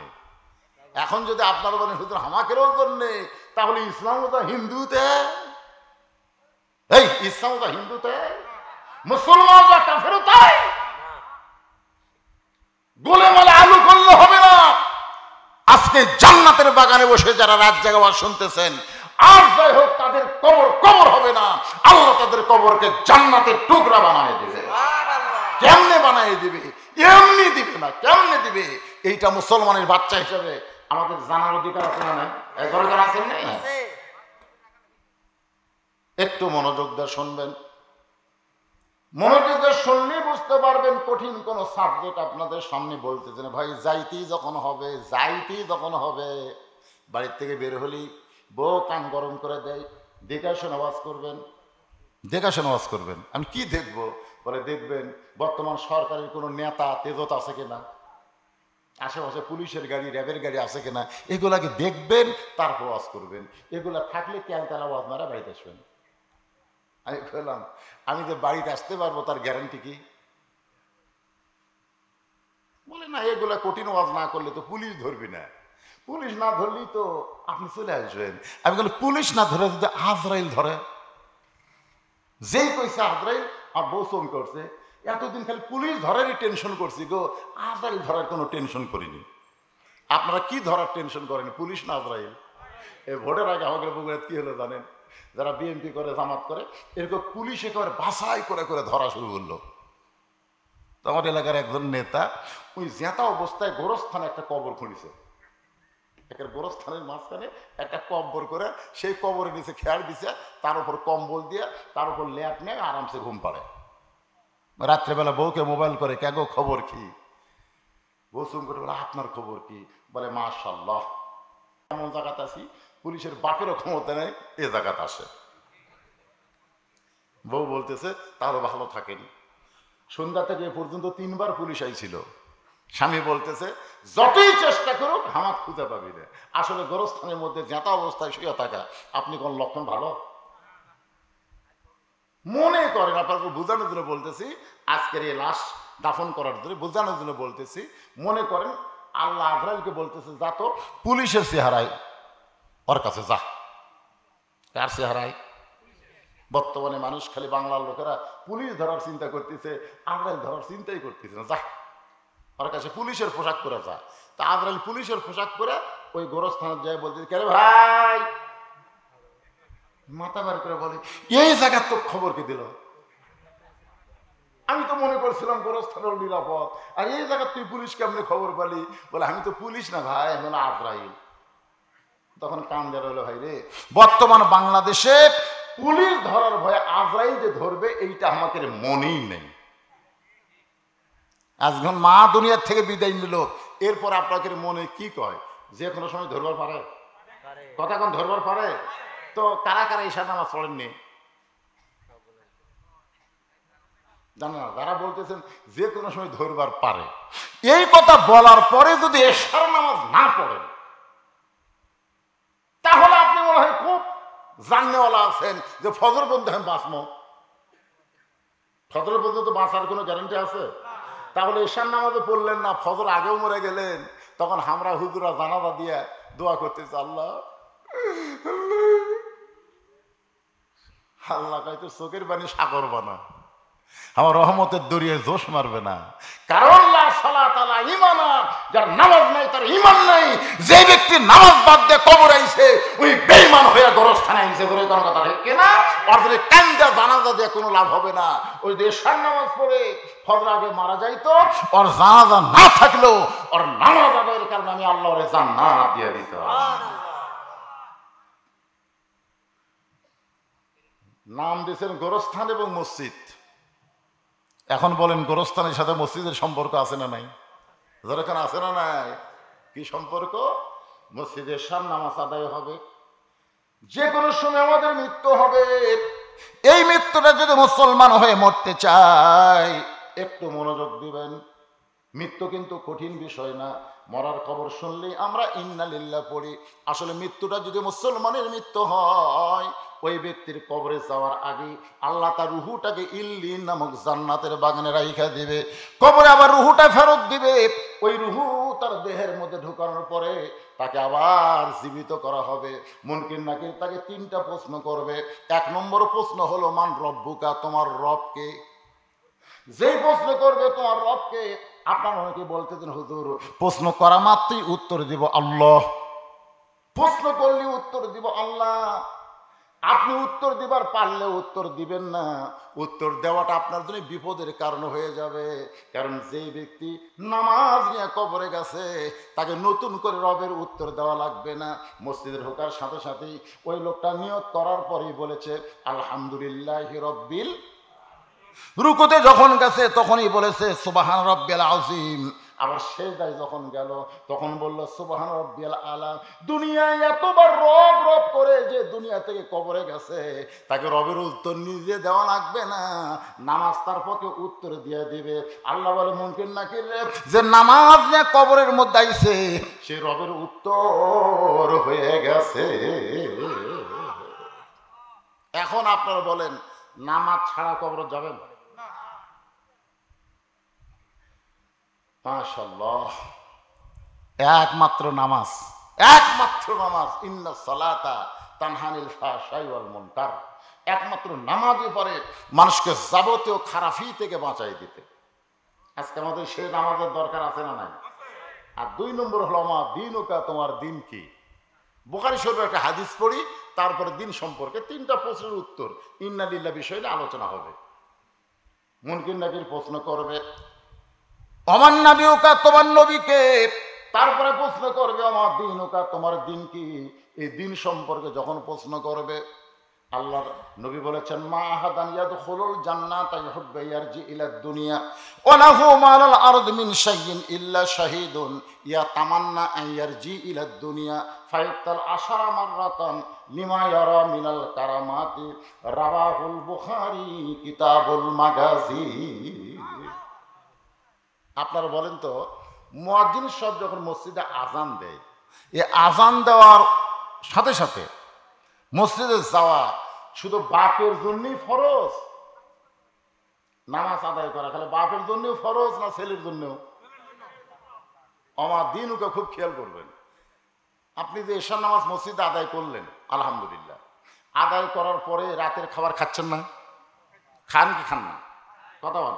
আপনার জোহরের নামাজ পড়ে দুপুরের খাওয়া খাবেন, আর এশার নামাজ পড়ে রাতের খাওয়া খাবেন। এই নিয়ম করবেন, এশার নামাজের আগে রাতের খাওয়া খাবো না, জোহরের নামাজ আদায় না করলে আমি দুপুরে খাবো না। আপনার কাছে খাওয়া আগে না নামাজ আগে? এটা একটা নির্ধারিত রুটিন করে নেবেন। তা আপনি এশার নামাজ পড়ে যায় বাড়িতে খাওয়ার বিছনায় আপনি বলতেছেন বাবু, মানে আপনার ছেলেকে আদর করে আপনি ডাকেন, বাবু আসো ভাত খাই। আপনার ছেলে 22 বছরের ছেলে, আপনার ডাক দেওয়ার সাথে সাথে আপনার কাছে এসে ভাত খাওয়ার বসলো। আপনার বউ আপনাকে ভাত দিচ্ছে, আপনিও ভাত খাচ্ছেন। ফেরেশতারা বলতেছে আল্লাহ, যেই বাপ একা একা মসজিদে যে নামাজ পড়লো, ওই জায়গায় ছেলেরে ডাকলো না, আর খাওয়ার সময় ছেলেকে ডাকলো, এটা কেমন বাপ? আল্লাহ বলে ফেরেশতা, ওই ইব্রাহিম আলাইহিস সালামের বাপ আজরের চাইতেও খারাপ। আপনার বলতে ইব্রাহিম নবীর বাপ আজর ভালো না খারাপ? চড়কের উপরে যখন বসে আছে, নিচের নবীর আগুনের চুলা দাও দাও করে জ্বলতেছে, এমন সময় রশি ধরে টানতেছে। বাবা ছেলেকে আগুনের মধ্যে ফেলে দেওয়ার জন্য রশি ধরে টানতেছে। ইব্রাহিম আলাইহিস সালাম কাঁদতেছে, ফেরেশতা জিবরাইল বলতেছে, ওগো আল্লাহর নবী, নিচে দাও দাও করে আগুন জ্বলতেছে, এই দৃশ্য দেখার পর আপনি কাঁদতেছেন। ইব্রাহিম বলে, জিবরাইল, আমি আগুনের দিকে একবারও তাকাইনি, আমি তাকাই আছি আমার বাপের দিকে। এটা কেমন বাপ? সন্তান বিপদে পড়লে বাবা এসে সন্তানকে বাঁচায়, আর আমার এমন একটা বাবা হয়েছে যে আমাকে আগুনে ফেলে দেওয়ার জন্য রশি ধরে টানতেছে। এটা কেমন বাপ? ফেরেশতা জিবরাইল বললেন, পৃথিবীর মধ্যে আপনি হলেন একজন খারাপ বাপ পাইছেন, আপনার মতন দুর্ভাগা সন্তান কেউ নাই। আমাদের জাতির পিতা হযরত ইব্রাহিম বললেন, আমি যখন দুর্ভাগা সন্তান, এরকম দুর্ভাগা সন্তান আদমের অনেক হবে, আমার অনেক হবে। যাদের বাবারা জাহান্নামের আগুন থেকে নিজে বাঁচতে চাবে কিন্তু তার সন্তান সন্ততিকে বাঁচানোর চেষ্টা করবে না, এরা হলো ইব্রাহিম আলাইহিস সালামের বাপের চাইতেও খারাপ বাপ। নিজে নামাজ পড়ে ছেলের নামাজের কথা কয় না। আপনারা বলেন আমা দিনুকা, দিনকে যদি কায়েম করতে চান তাহলে একলা একলা কায়েম হবে না, সবাইকে নিয়ে আকিমুস সালাত, আকিমুদ্দিন, নামাজ কায়েম করো, দিন কায়েম করো। সবাইকে নিয়ে যদি নামাজ হতে পারেন তাহলে 2 নম্বর 3 নম্বর উত্তর আপনার জন্য সহজ হয়ে যায় ভাইজান। একটু মনোযোগ দিয়ে শোনেন, ইন্না লিল্লাহি ওয়া ইন্না ইলাইহি রাজিউন। আমরা কখন পড়ি ওয়াজটা? আপনাদের বুঝার জন্য বলছি, কখন পড়ি? মানুষ মরার পরে। তার মানে বোঝা গেল মরাটাই হলো সবচাইতে বড় বিপদ। এখন আসেন, আল্লাহর একজন মস্ত বড় পয়গম্বর, নাম হলো মুসা কালিমুল্লাহ, নাম শুনছেন? উনি মাঝে মধ্যে তুর পর্বতে যাইতেন আল্লাহর সঙ্গে কথা বলার জন্য। একদিন তুর পর্বতে গিয়ে আল্লাহকে বলতেছে, আল্লাহ আমার যা আছে আপনার তা নাই। আল্লাহ বলে, মুসা তোমার এমন কি আছে যেটা আমি আল্লাহর নাই? মুসা বলতেছে, আল্লাহ আপনি সবই জানেন, সবই জানেন, তারপর আপনি কি বলতেছি আমার যা আছে আপনার তা নাই। আল্লাহ বলে, মুসা তোমার এমন কি আছে যেটা আমি আল্লাহর নাই? মুসা বলতেছে, আল্লাহ আমার মৃত্যু আছে কিন্তু আপনার মৃত্যু নাই। আল্লাহ বলে, ঠিকই তো তাই রে। মুসা বলতেছে, আল্লাহ আপনি যতই চেষ্টা করেন আপনি মারতে পারবেন কিন্তু মরতে পারবেন না। মরার যে মজা আছে এটা আমি পাবো কিন্তু আপনি পাবেন না। মরার বলে আবার মজা আছে, মরার কি আছে? এটা কি আমার কথা না আল্লাহর? আল্লাহ বলেছেন, দেখেন আয়াতের শাব্দিক অর্থের দিকে খেয়াল করেন, কুল্লু নাফসিন জায়গাতুল মউত। জায়গা শব্দের অর্থ হলো স্বাদ, মজা। তরকারি স্বাদ আছে, গোস্তের স্বাদ আছে, ইলিশ মাছের স্বাদ আছে। জায়গা শব্দের অর্থ কি? স্বাদ। যেরকম কি? তাহলে মৃত্যুর একটা মজা আছে, মজা। আগুনে পুড়ে মরা, অ্যাক্সিডেন্ট হয়ে মরা, স্ট্রোক করে মরা। আপনারা বলেন তো এমনি এমনি মরা, এমনি এমনি কেউ মরছে? এমনি এমনি না। সবাই বলবে আল্লাহ সাল্লাম বললেন, আল্লাহ আমি যখন সন্তানের কাছ থেকে মাকে নিয়ে আসবো, সন্তানের কাছ থেকে বাবাকে নিয়ে আসবো, আবার বাবার কাছ থেকে সন্তানকে নিয়ে আসবো, তখন আমাকে তো সেই রকম গাল দিবে। আল্লাহ বলে, তো গালানোর টাইমই পাবে না। আজকে কেউ আজরাইল কথা কইছে? সব একই কথা বলতে, স্ট্রোক করে মরছে রে, স্ট্রোক করে মারা গেছে। আর আগে একবার স্ট্রোক করছিল হুজুর, সে এবার বাঁচছিল, কিন্তু এবার আর বাঁচল না। আসলে কি স্ট্রোক করে মারা গেছে? আমাদের বাংলাদেশে 3টা রহমান মরছে, 3টা। একটা হলো বঙ্গবন্ধু শেখ মুজিবুর রহমান, একটা হলো জিয়াউর রহমান, একটা হলো জিল্লুর রহমান। কি নাম জানেন আপনারা? 3টা রহমানের নাম জানেন? একটা হলো বঙ্গবন্ধু শেখ মুজিবুর রহমান, একটা হলো জিয়াউর, আর একটা জিল্লুর। যদি বাংলাদেশের লোকজনকে বলে শেখ মুজিবুর রহমান মারছে, জিয়াউর রহমান মারছে, জিল্লুর রহমান মরছে। আপনারা বলেন তো মারা আর মরা এর মধ্যে তফাৎ কি? এই ভাই মরা লাগবে রে, সবাইকে মরা লাগবে, একটা হাহু করেন। মারা আর মরার মধ্যে তফাৎ আছে না? এ ধরে করে আছে না? কে মারতেছে? আল্লাহ কোরআনে ডাইরেক্ট বলেছেন, খুব খেয়াল করে শুনবেন, খালাকাল মাউতা ওয়াল হায়াতা লিয়াবলুয়াকুম আইয়ুকুম আহসানু আমালান ওয়া হুয়াল আজিজুল গফুর। আল্লাহ বলে, মুসা মৃত্যু তোমার কাছে কেমন মনে হয়? মুসা বলতেছে, আল্লাহ দুনিয়ার জীবনে যত নিয়ামত দান করেছেন তার মধ্যে উত্তম নিয়ামতের নাম হলো মৃত্যু। আল্লাহ বলে, মুসা মানুষ দুনিয়াতে গেলে মরবার চায় না, সেই মৃত্যু তোমার কাছে উত্তম মনে হওয়ার কারণ কি? মুসা বলতেছে, আল্লাহ কারণ হলো 3টা। জোরে বলেন কয়টা? 1 নম্বর কারণ হলো না মরলে জান্নাতে যাওয়া যাবে না।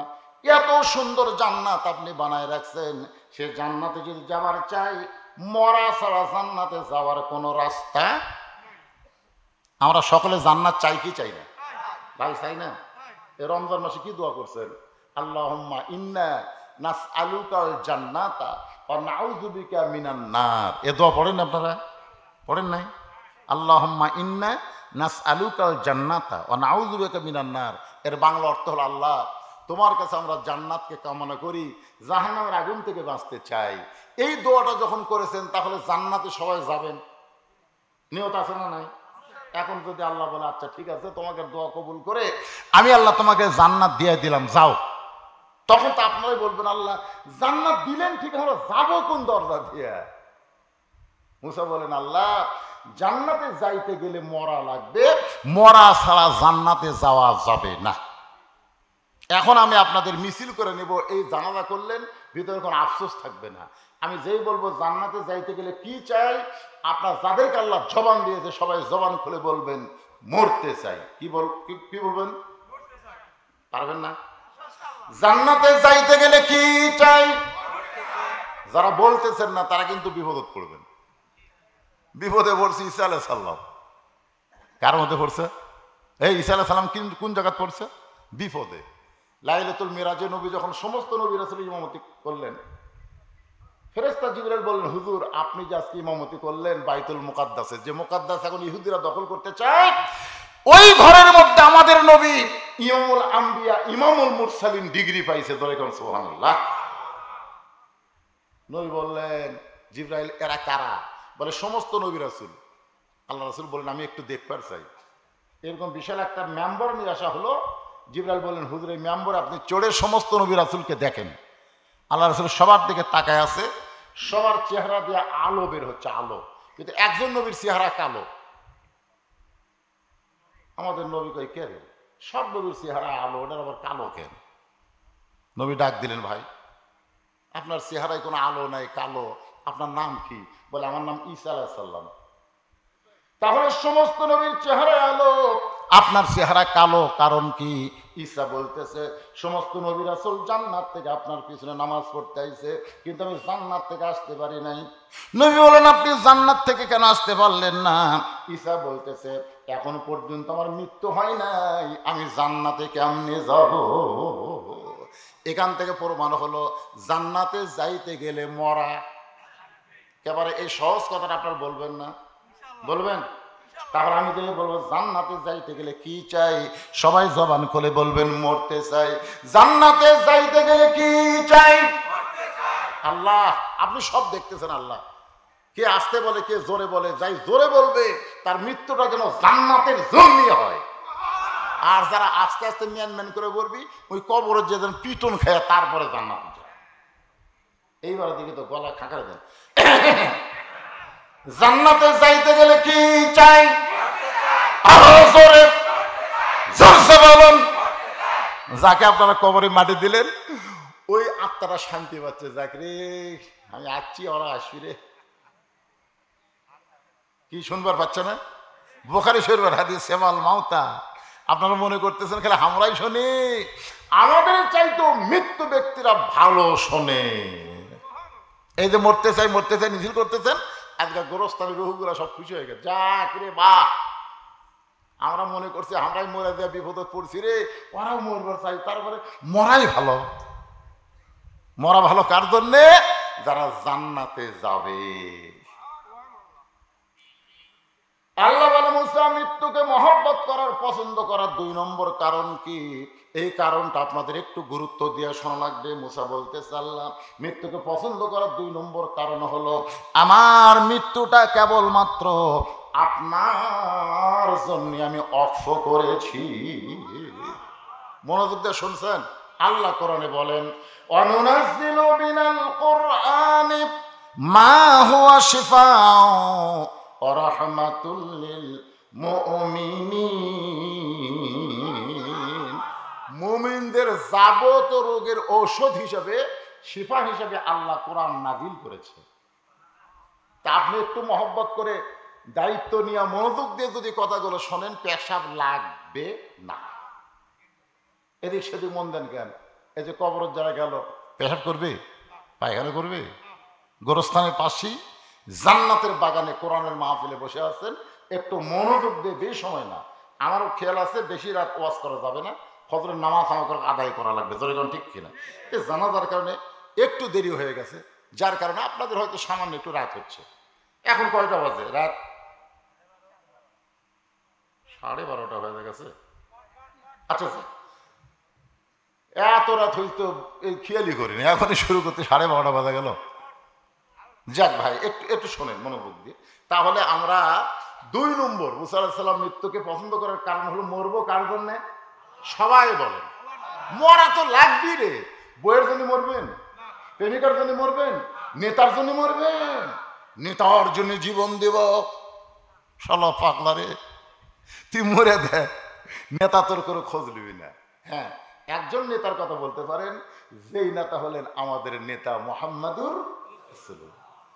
হ্যাঁ, সাইয়্যিদুল আম্বিয়া, সাইয়্যিদুল মুরসালিন। দরুদের মধ্যে আমরা বলি আল্লাহুম্মা সাল্লি আলা সাইয়্যিদিনা সাইয়্যিদিনা, সাইয়্যিদিনা মানে আমাদের নেতা। ওই নবীর জন্য যদি জীবন দেন, ওই নেতার জন্য যদি জীবন দেন, ওই জীবনটা আল্লাহর জন্যই দেওয়া হবে। আল্লাহ নবী দুইজনা, প্রেম করেছেন গোপনা, মাঝখানে তো অন্য কারো জায়গা ছিল না। লা ইলাহা ইল্লাল্লাহ, এর সাথে কি আছে? মুহাম্মাদুর। আচ্ছা, এখানে কি ওয়া আছে? ওয়া কলেমার মধ্যে কি ওয়া আছে? ওয়া মানে আস এবং, লা ইলাহা ইল্লাল্লাহ এবং মুহাম্মাদুর রাসূলুল্লাহ, ওয়া আছে। তার মানে কি? আতুল্লাহ আতুর রাসূল, কুল ইন কুনতুম তুহিব্বুনাল্লাহ ফাত্তাবিউনি। উপায় নাই রে, উপায় নাই রে, উপায় নাই, নবী বিনে আল্লাহ পাওয়ার উপায় নাই। সবাই বলেন উপায় নাই রে, উপায় নাই রে, উপায় নাই, নবী বিনে আল্লাহ পাওয়ার উপায় নাই। যদি জীবন দিতে চান আল্লাহর জন্য, নবীর জন্য, সেইটা ভিন্ন কথা। রাসূল বলেছেন লা ইউমিনু আহাদুকুম হাত্তা আকুনা হাব্বা ইলাইহি মিন নাফসিহি। তুমি যতক্ষণ পর্যন্ত প্রকৃত মুমিন হতে পারবে না, যতক্ষণ পর্যন্ত নিজের জীবনের চাইতে আল্লাহ রাসূলকে বেশি মহব্বত না করবে। একটু মনোযোগ দিবেন। আমরা মরবো আল্লাহর জন্যে, মরবো নবীর জন্যে। আল্লাহ আমাদের সকলের মৃত্যুকে কবুল করুক, জোরে কান আমিন। মুসা বলতেছে, আল্লাহ মৃত্যুকে পছন্দ করার 2 নম্বর কারণ হলো আমার মৃত্যুটা আপনার জন্য অফ করেছি। সঙ্গে সঙ্গে আল্লাহর কুদরতি মুখে হাসি ফুটে গেছে। আপনার বলেন তো, আল্লাহর মুখ আছে না নাই? আল্লাহর হাত আছে না নাই? আল্লাহর চোখ আছে না নাই? আল্লাহর কান আছে না নাই? যখন আল্লাহ বলতেছেন সামিউম বাসির, আমি শ্রবণকারী এবং আমি দর্শনকারী, আমি দেখি এবং শুনি। আপনার বলেন শোনার যন্ত্রের নাম কি? কান। দেখার জিনিসের নাম কি? চোখ। আল্লাহ বলতেছেন তাবারাকাল্লাযী বিয়াদিহিল মুলক, গোটা পৃথিবীর রাজত্ব কর্তৃত্ব আমার হাতের উপরে। তার মানে আল্লাহর হাত আছে না নাই? এ কথা কোন আছে না নাই? আছে। আল্লাহর মুখ আছে, আল্লাহ কথা বলে। আল্লাহর চোখ আছে, আল্লাহ দেখে। মুসা নবী শুনতে পায়, আল্লাহর কুদরতি মুখে হাসি ফুটে গেছে। মুসা নবী কিন্তু আল্লাহকে দেখতে পায় নাই, কিন্তু শুনতে পেয়েছে। আপনি যদি ঢাকার কোনো বন্ধুর সঙ্গে মোবাইলে কথা বলেন, বাটন মোবাইলে, ওই বন্ধু মোবাইল করতে করতে যদি কান্দে, আপনি এই বলে দেখারি থেকে বুঝতে পারবেন আমার বন্ধু কাঁদতেছে। যদি বন্ধু হাসে, তাহলেও কিন্তু আপনি বুঝতে পারবেন যে আমার বন্ধু হাসতেছে। আল্লাহর কুদরতি মুখে হাসি ফুটে গেছে। মুসা বলে, আল্লাহ আপনি হাসেন কেন? আল্লাহ বলে, হাসার কারণ হলো, মুসা রে তুমি বড় চালাক। আমার জন্য যারা মরবে, আমার জন্য মৃত্যুকে যারা অক্ষ করে দিবে, আমি আল্লাহ বলতেছি তাদের মৃত্যু নাই, তারা চির অমর হয়ে থাকবে। কত বড় সুন্দর কথা! আল্লাহর জন্য যারা জীবন দিয়ে, তাদের মৃত্যুই নাই। এটা কি আমার কথা না আল্লাহর কথা? আল্লাহ কোরআনে বললেন, ওয়ালা তাকুলু লিমান ইউকতালু ফি সাবিলিল্লাহি আমওয়াতুন বাল আহইয়াউ ওয়ালাকিন লা তাশউরুন। আপনারা আল্লাহর জন্য কারা কারা মরবার চান? আল্লাহকে একটু হাত দেখুন। আল্লাহ হাতগুলো দেখো। আল্লাহ কে কে হাত তোলেনি রে? আল্লাহ যারা হাত তোলেনি, আল্লাহ তারকে মৃত্যু তোমার উপর ছেড়ে দিলাম। কিন্তু যারা তুলেছে, আল্লাহ এই হাতগুলো তাদের তোমার জন্য মৃত্যু কবুল করো, জোরে কোন আমিন। আপনার আল্লাহর জন্য যদি মরবার চাই, আল্লাহ যা বলছে এটা মানার দরকার আছে না নাই? কথা কন না? হাত তুলে বললাম আল্লাহ তোমার জন্য মরবার চাই। যেরকম এক স্বামী জমিতে আবাদ করে, হাল চাষ নিয়ে গেছে। হাল চাষ বোঝেন? তাকে গরু দিয়ে হাল বতো, নাঙ্গলে চাষ করতেছে। বউ আবার বাচ্চা কাচ্চা নাই, তো নিজেই স্বামীরে সকালবেলার খাওয়া পান্তা ভাত। আমাকে এলাকায় সকালের খাওয়া কৃষকের পান্তা ভাত। কি ভাত? 10টা বেজা যায়, 10টা বেজা যায়, পান্তা যায় না। স্বামী কয় করে হাল বইতে বইতে আমার খিদে লেগে গেল। বউ বাড়ি কি করতেছে? হাল ছায়া দিয়া প্যান্টি ঘুরাচ্ছে আর আসতেছে। যে বাড়ির যা বউ তোকে সাইজ কর্ম, কিন্তু বাড়ির কাছে আইসা দেখে বউ কাঁদতেছে আর বলতেছে আমার স্বামীকে এত ভালোবাসি, স্বামী ছাড়া আমি বাঁচতে পারবো না, স্বামীকে আমি এত ভালোবাসি রে, স্বামী ছাড়া আমি বাঁচতে পারবো না। স্বামীর রাগ পানি হয়ে গেছে, স্বামী যে পানিটি ঘুরাচ্ছে বাড়ির যে মারবি, গান শুনে আরে আমার বউ আমাকে এত ভালোবাসে। এখন বলে বিবি রে আর ভালোবাসার গান গাওয়া দরকার নাই, তাড়াতাড়ি আমার সামনে একটু খাবার দাও, পেটে আমার আগুন জ্বলছে। বউ বলতেছে আমি স্বামীকে এত ভালোবাসি, খাবার দেওয়া আমার ভালো লাগে না। আমি স্বামীকে এত ভালোবাসি কিন্তু খাবার দেওয়া স্বামীকে ভালো লাগে না। আপনার বলেন তো এই ভালোবাসা দাম আছে? দাম আছে? তাহলে স্বামী দেখতেছে বউ আমাকে এমন ভালোবাসে, আমি হালা ফান্তি ছাড়া তো উপায় দেখি না। আজকে যারা আল্লাহর জন্য জীবন দেওয়ার জন্য হাত তুলেছেন, লিমা তাকুলু মালা তাফালু, আল্লাহ কোরআনে বলেছেন তোমার কথার সাথে আমলের যদি মিল না পাওয়া যায় তাহলে তুমি টাটকা মুনাফিক। জোরে কোন কি মুনাফিক? কথা কোন কি মুনাফিক? টাটকা মুনাফিক। এদেরকে কামি খালি বছরান্তর একটা করে মাহফিল করবি আর টাকা আদায় করবি, একটা করে মাহফিল করা টাকা আদায়, এটা উদ্দেশ্য করা যাবে না। এটা উদ্দেশ্য কি? আমাদেরকে আল্লাহ দুনিয়াতে ইবাদতের উদ্দেশ্যে পাঠাইছে। যেরকম কথা ঠিক করে কি কথা কর না কেন? অমা খলাকুল জিন্না ওয়াল ইনসা ইল্লা লিয়াবুদুন, ইবাদতের উদ্দেশ্যে তোমাদেরকে দুনিয়াতে সৃষ্টি করা হয়েছে। কিন্তু ইবাদতই তো আমরা সারা জীবন করি, নামাজ কিছু করি না, তাহলে চলবে? কোন চলবে? টাকা আদায় এটা একটা প্রয়োজন, কিন্তু উদ্দেশ্য হচ্ছে আজকের মাহফিল দিয়ে গোরস্থানের মাইয়াতকে আল্লাহ যেন জান্নাত দেয়, আর আল্লাহ যাদের জীবিত রাখছে তাদেরকে যেন হেদায়েত দেয়। জোরে কথা কন না কেন? তো উদ্দেশ্য টাকা কালেকশন করা এটা প্রয়োজন, কিন্তু প্রয়োজনকে যদি আপনি উদ্দেশ্য মনে করেন, অন্য কোনো খেয়াল নেই, খালি একটাই খেয়াল টাকা। টাকা দরকার আছে, আছে না নাই? কিন্তু বেশি হলে কিন্তু বিপদ। আল্লাহ কোরআনে বলেছে ইন্নামা আমওয়ালুকুম ওয়া আওলাদুকুম ফিতনা, নিশ্চয়ই তোমাদের সম্পদ আর সন্তান হলো তোমাদের বিপদের কারণ। আমাদের বাংলাদেশে যাদের টাকা বেশি আছে বিপদ কম না বেশি?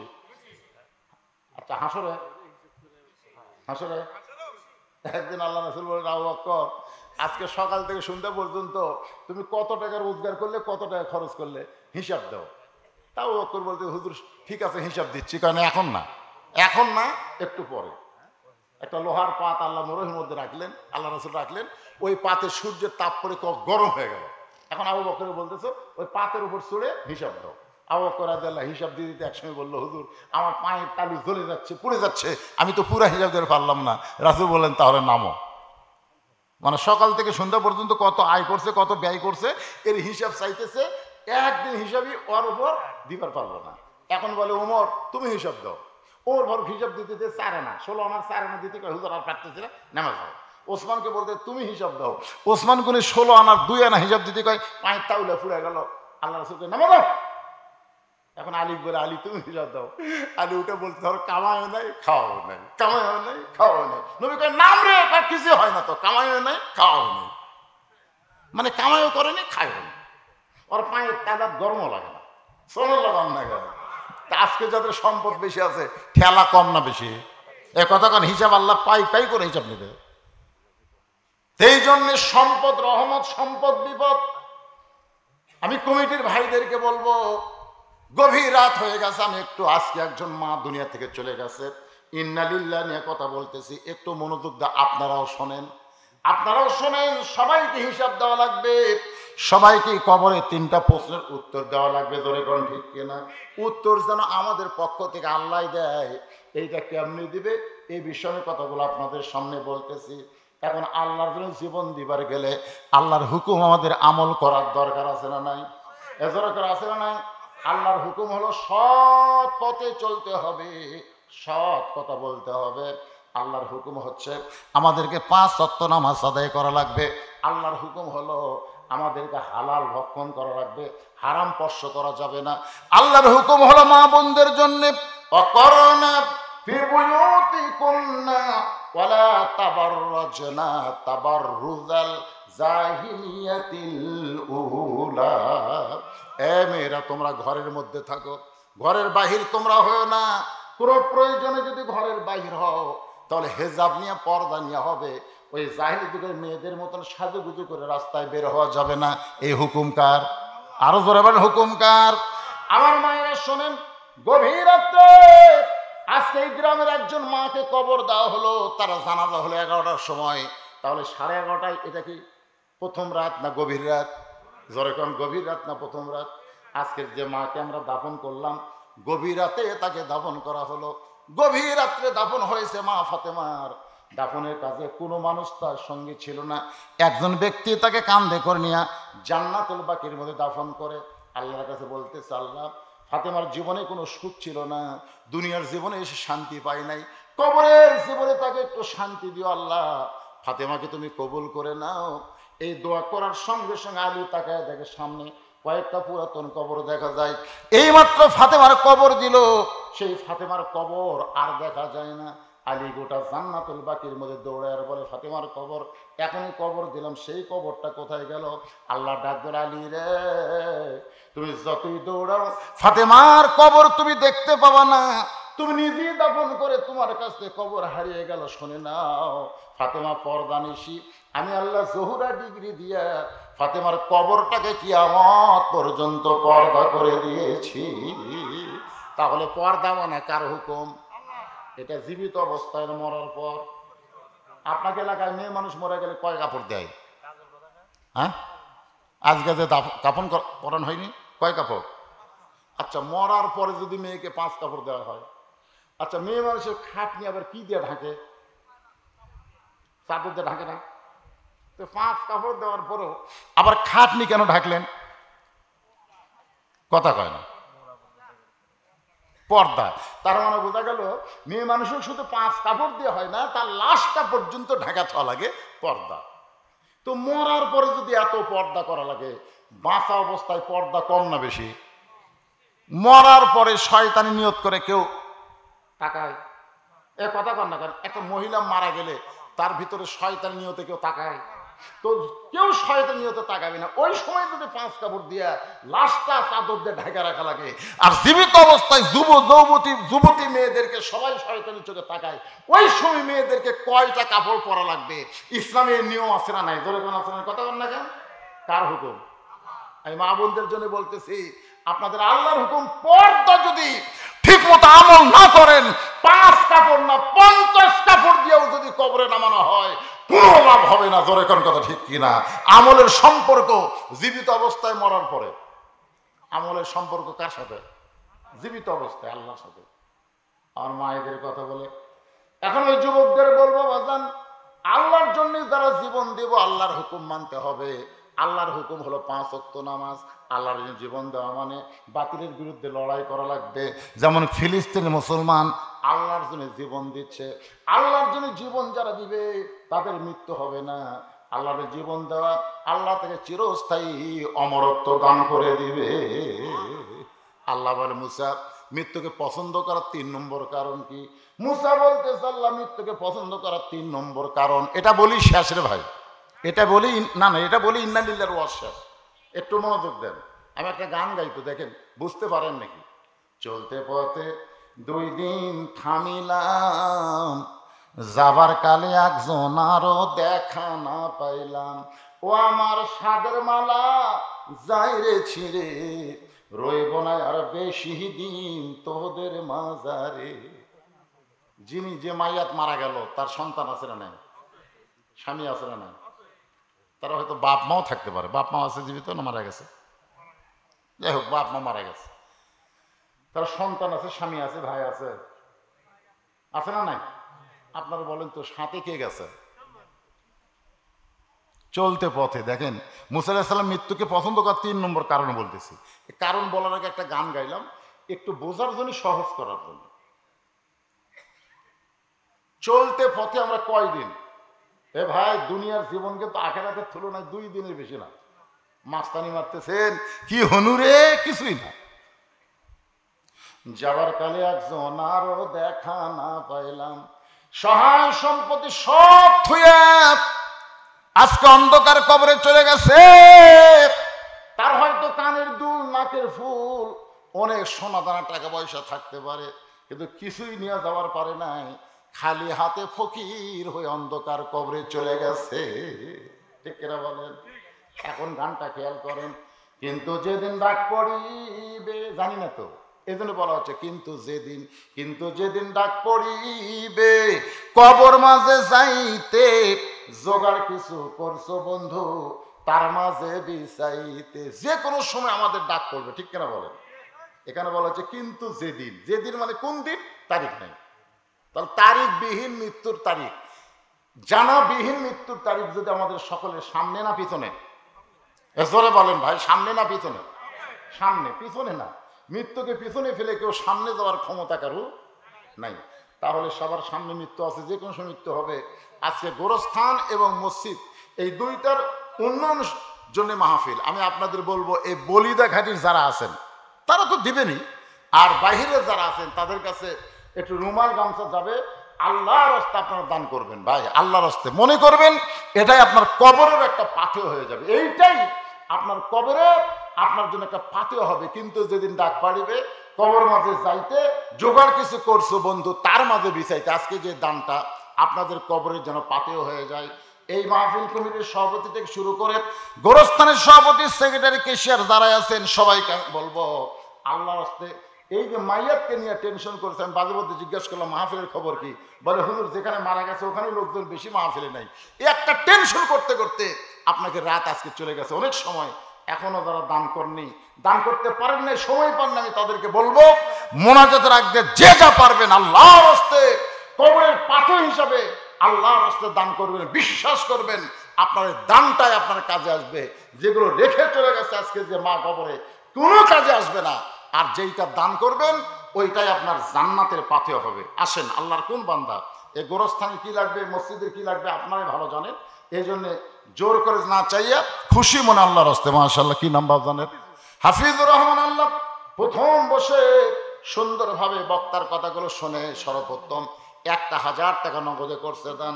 আল্লাহ হাফিজুরের দানকে আল্লাহ আপনি কবুল করেন। বাপ মা যদি কবরে যায়, আল্লাহ দানের ওসিলায় বাপ মার কবরকে জান্নাতের টুকরা বানায় দেন। মিশে মায়ায় বন্দি থাইকা করলাম কত খেলা, পশ্চিমে তাকিয়া দেখো তোমার ডুইবা গেছে বেলা। কি নাম বাজানের? হ্যাঁ, ফরদু নাম হলো না, ফরিদুল কি ভাই, ফরিদুল ইসলাম নাকি? ফরিদুল ইসলাম আল্লাহ 500 টাকা দান করেছে। আল্লাহ দানকে কবুল করেন, আল্লাহ নেক নিয়ত নেক আশা পুরা করেন, আল্লাহুম্মা আমিন। ভাইজান যারা নগদে না পারে বাকি ধান দেন, 1 মণ 2 মণ ধান। বিল হলো ধানের গোলা। এই মাসটা হলো বৈশাখ মাস। জমিতে ধানের অবস্থা কিরকম? কাটাকাটি শুরু হয়েছে নাকি? আপনাদের কাটাকাটি কি শুরু হয়েছে? শুরু হয়নি, হবে তো। তো এখনো কি বৈশাখ মাসে কোনো বৃষ্টি ঝড় হয়েছে? শিলা পাথর হয়েছে? সদকা তো তারুদ্দুল বালা, দান সদকা করলে আসমানি বালা জমিনি বালা থেকে আল্লাহ আপনাকে হেফাজত করবে। এটা আমার কথা না, কথা হলো রাসূলের। ও তাজিদু ফিল উমর, দান সদকা করার কারণে আল্লাহ তার হায়াতকে বৃদ্ধি করে দিবে। মরা তো লাগবে, দুনিয়াতে হয়তো কিছুদিন থাকবো, সেটা সুন্দরভাবে সুস্থতার সাথে আল্লাহ নেক হায়াত দান করুক। ধরে কোন আল্লাহুম্মা আমিন। 1 মণ 2 মণ করে ধান দেন, দেন সবাই দেন। দানের ব্যাপারে গড়িমসি করা হয় না। দান হচ্ছে জান্নাতের নিয়ামত। রাসূল বলেছেন সফি হাবিবুল্লাহ, দানকারী আল্লাহর দোস্ত হবে। ধরে কোন সুবহানাল্লাহ। আসেন আসেন আল্লাহর বান্দারা আসেন, বিশেষ করে মাহফিল কমিটির লোকের আপনারা আগে আসেন। আমার জামাই তো আদায় করছে, এগুলোকে আদায় শেষ। সভাপতিকে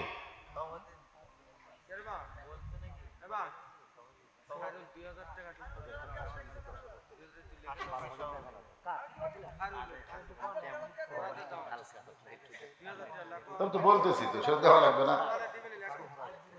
আরে লেখেন, উনি সকালে দিবে 2000 টাকা। কে কার নামে কোন লেখেন? কি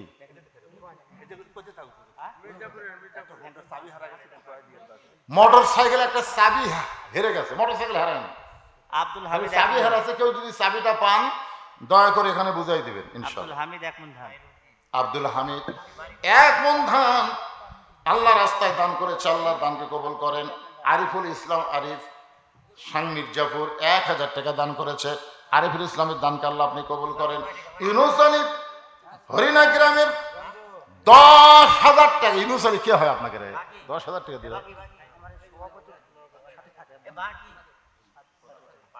দিবে তো? দিবে, আচ্ছা। লিল্লাহি তাকবীর। ইউনুস আলী 10,000 টাকা দান করেছে, আল্লাহ তার দানকে কবুল করেন। রেজাউল হক হরিণা গ্রাম থেকে 20,000 টাকা। কেবল এটা সত্যি?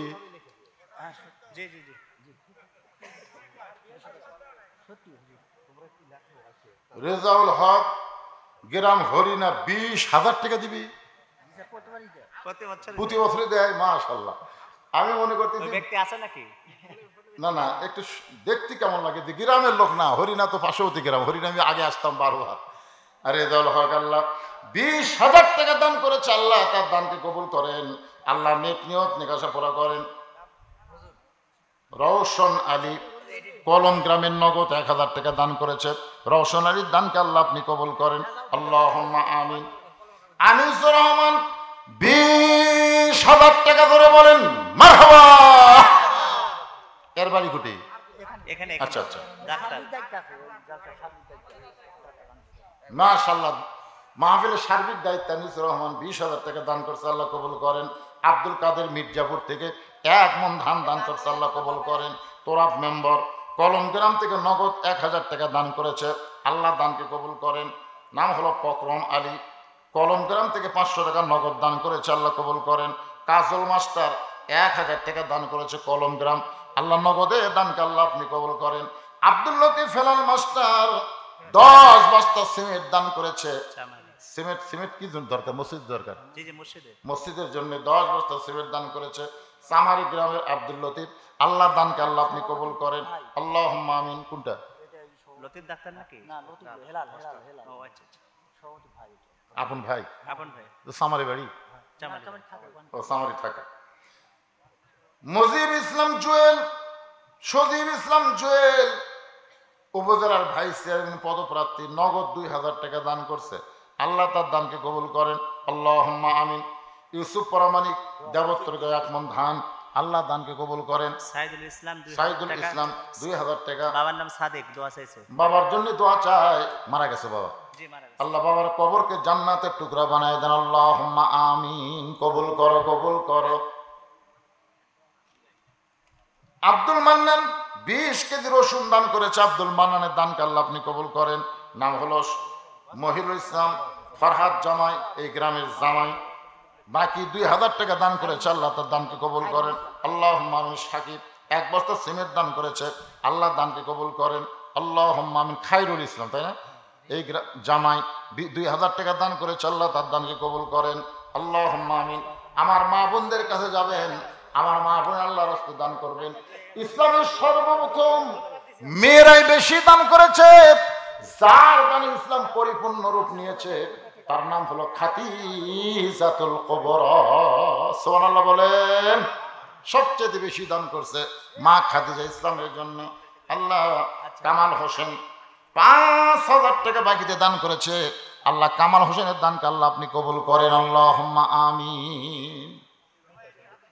হ্যাঁ, সম্পদ কিন্তু থাকার জিনিস না, যেভাবে খরচ হয়ে যাবে, শেষ হয়ে যাবে। দিয়ে আল্লাহ বোঝে মন কায়দা নিতে কতক্ষণ, এজন্য সবাই দান করবেন ইনশাআল্লাহ। আল্লাহ আলহাজ শমশের আলী নগদ 500 টাকা, বাকি 500 টাকা, মোট 1,000 টাকা দান করেছে, আল্লাহ তার দানকে কবুল করেন, আল্লাহুম্মা আমিন। ভাইজান, আপনাকে ভিতরে গামছাতে আদায় করে কেউ নাই? করছে? আদায় করছে?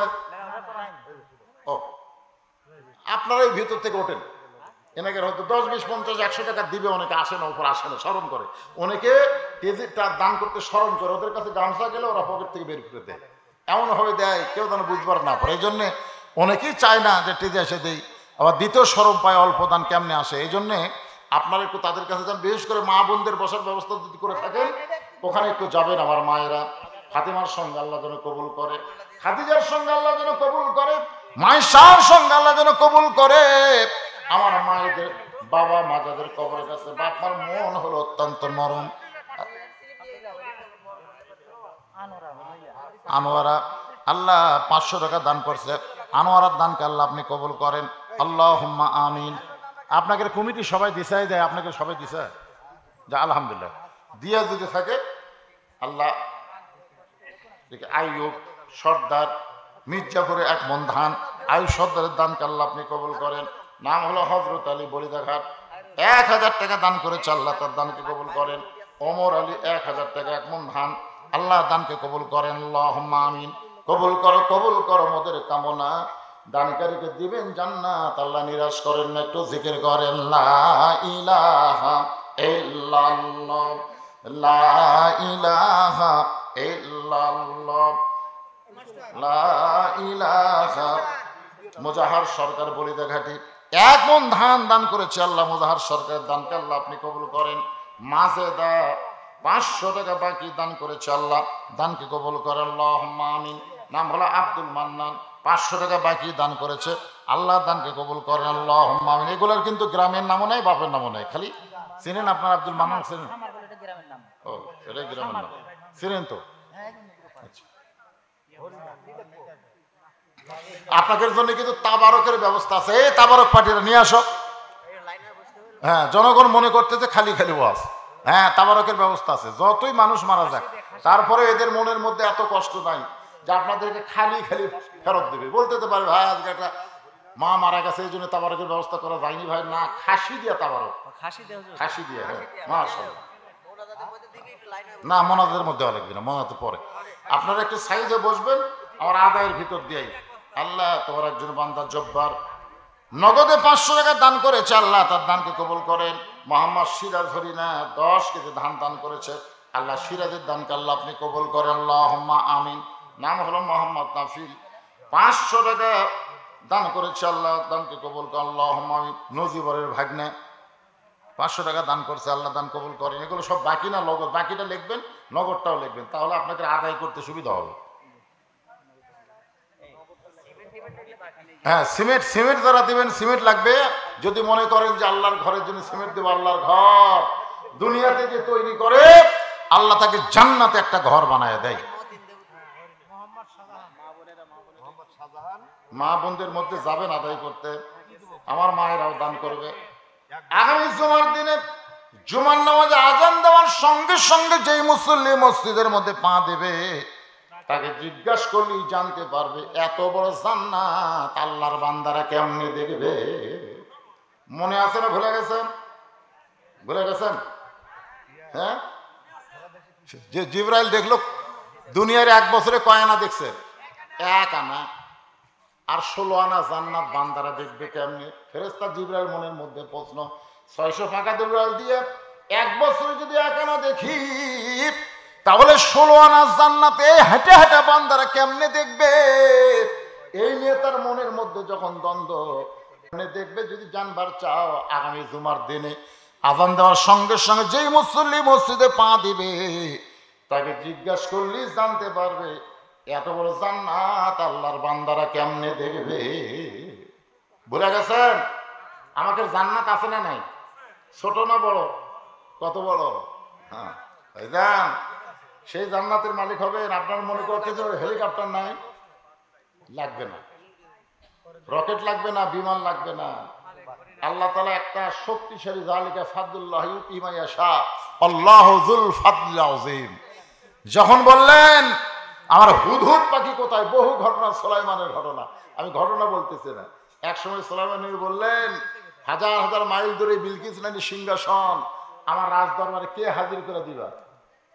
কোরআন শরীফের মধ্যে বলেছেন কালা ইফরিতু মিনাল জিন, ইফরিত নামে একজন জিন বলল, জাহাপনা আপনি যদি চান বিলকিস রানীর সিংহাসন আপনার দরবারে হাজির হবে। সুলাইমান নবী বলেন কত সময় লাগবে? বলে বেশি সময় লাগবে না, আপনি সিংহাসন থেকে উঠবেন আর বসবেন, এরই মধ্যেই বিলকিস রানীর সিংহাসন হাজার হাজার মাইল দূর থেকে আপনার সামনে হাজির হবে। সুলাইমান নবী চমকে গিয়ে বললেন এত তাড়াতাড়ি হাজার হাজার মাইল দূরে সিংহাসন হাজির হবে? সমস্ত মানুষ যখন জিনের প্রশংসা করতেছে আল্লাহ জিনকে কত শক্তি দিল, এমন সময় মানুষের মধ্যে একজন আসহাব ইবনে বারখিয়া, সে বলল উঠতে বসতে তো অনেক সময়, ওগো নবী খালি চোখ বন্ধ করবেন আর খুলবেন, এর পূর্বেই বিলকিস রানীর সিংহাসন আপনার সামনে হাজির হয়ে যাবে। সুবহানাল্লাহ। সুলাইমান নবী বললেন আসহাব ইবনে বারখিয়া এত বড় ক্ষমতা তুমি কেমনে পাইলে? বলে আমি পাইনি, আল্লাহ আমাকে দিছে। সুবহানাল্লাহ। কোরআনে আল্লাহ আয়াত নাযিল করে বললেন যালিকা ফাদলুল্লাহি ইউতিহি মান ইয়াশা ওয়াল্লাহু যুল ফাদলিল আযীম। হযরত বেলাল যখন জুমার নামাজের আজান দেয়, ফরহাদ আলী 5 বস্তা সিমেন্ট দান করেছে। ফরহাদ আলীর দানকে আল্লাহ আপনি কবুল করেন। মাহবুব রহমান 1 বস্তা সিমেন্ট দান করছে, আল্লাহ কবুল করেন। মিঠু 2 বস্তা সিমেন্ট দান করছে, আল্লাহ কবুল করেন। শাহজাহান হরিণ 1 বস্তা সিমেন্ট দান করছে, আল্লাহ কবুল করেন। আব্দুল খালেক 1 বস্তা সিমেন্ট দান করছে, আল্লাহ সকলের দানকে আল্লাহ আপনি কবুল করেন। যারা নিয়ত করে দান করছে আল্লাহ সকলের নেক নিয়ত নিকাশাকে আপনি কবুল করেন। হযরত বেলাল যখন জুমার নামাজ আজান দেয়, ফেরেশতা জিবরাইল দাহিয়াতুল কালবি সাহাবীর চেহারায় মসজিদের দরজার পাশে লুকে আছে। কে সর্বপ্রথম পা দেয়? আল্লাহর ঘর মসজিদ নববীতে, ধরে কোন সুবহানাল্লাহ। কোন সাহাবীর চেহারায়? দাহিয়াতুল কালবি সাহাবীর চেহারায় জিবরাইল দরজার ফাঁকে লুকে আছে। সর্বপ্রথম যেই বান্দা হযরত বেলাল আজান দেওয়ার সঙ্গে সঙ্গে মসজিদে পা দিল, তার নাম হলো আবু বকর সিদ্দিক। দাহিয়াতুল কালবির চেহারা জিবরাইল বলেন, আবু বকর ভাই, আপনি কি বলতে পারবেন এই মুহূর্তে জিবরাইল কোন জায়গায়? আবু বকর রাদিয়াল্লাহু বললেন, আমি আল্লাহর ঘরে আসি ফেরেশতা পাওয়ার জন্য না, জিবরাইল খোদার জন্য না, আমি আমার আল্লাহ পাওয়ার আশায়। জোরে কোন সুবহানাল্লাহ। দাহিয়াতুল কালবি সাহাবীর চেহারায় জিবরাইল বলতেছে, আবু বকর ভাই, আপনি কি বলতে পারবেন এই মুহূর্তে ফেরেশতা জিবরাইল কোন জায়গায়? আবু বকর বলতেছে, তুই কি মনে করিস আমি ফেরেশতা খুঁজবে আসি? আমি আসি আল্লাহর খোঁজে। দাহিয়াতুল কালবির চেহারায় যখন আবার বললেন, আবু বকর ভাই, আপনি কি বলতে পারবেন এই মুহূর্তে জিবরাইল কোন জায়গায়? সঙ্গে সঙ্গে আবু বকরকে চমক দিয়ে উঠলেন, চমকে উঠলেন। একই কথা 2 বার আবু বকরের সামনে কেউ বলে না। রাসূল বলেছেন, আমরা আবু বকরের মতন সভ্য ভদ্র নম্র সাহাবী এমন ভালো মানুষ কিয়ামত পর্যন্ত আর হবে না। জোরে কর না সুবহানাল্লাহ। একই কথা কয়বার কছে? সঙ্গে সঙ্গে আবু বকর চুম করে বলতেছে, চোখ বন্ধ করে মুচকি মুচকি হাসতেছে। জিবরাইল বলে, চোখ বন্ধ করে হাসেন কেন? বলে, তুই না জিবরাইল। জিবরাইল চমকে বলল, আমি জিবরাইল। কেমনে বুঝলেন? আবু বকর বলে, চোখ বন্ধ করে 7 আসমান খুঁজে দেখলাম জিবরাইল নাই। চোখ বন্ধ করে তাহাতে সারা 7টা জমিন খুঁজে দেখলাম জিবরাইল নাই। ডানে দেখলাম, বামে দেখলাম, পিছনে দেখলাম, জিবরাইল নাই। তুই আল্লাহর ফেরেশতা জিবরাইল। সঙ্গে সঙ্গে জিবরাইল আল্লাহু আকবার।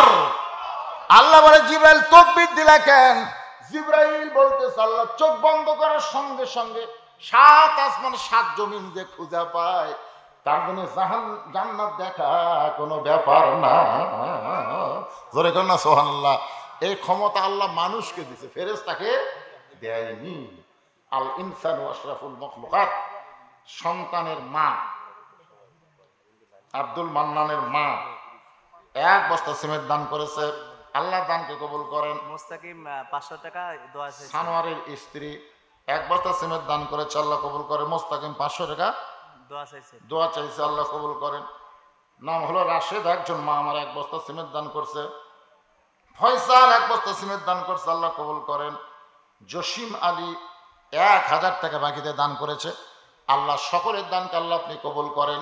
সবাই একটু সাইডে বসেন, ইস্তেগফার পড়ো। আস্তাগফিরুল্লাহ রব্বি মিন কুল্লি জামমি ওয়া তুবু ইলাইহি, আস্তাগফিরুল্লাহ রব্বি মিন কুল্লি জামমি ওয়া তুবু ইলাইহি, লা হাওলা ওয়ালা কুওয়াতা ইল্লা বিল্লাহিল আলিয়্যিল আযীম।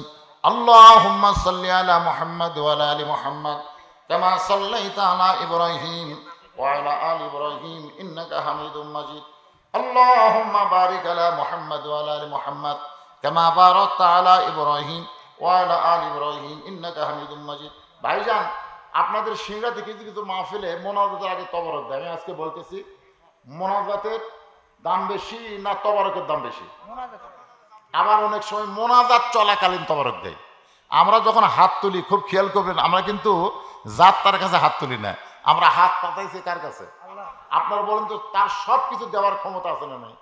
ওই সময় 1 টোপলা পোলা যখন দিল, আপনার মন যদি আল্লাহর দিকে না থাকে, পোলার দিকে যায়, তখন মোনাজাত কবুল হবে?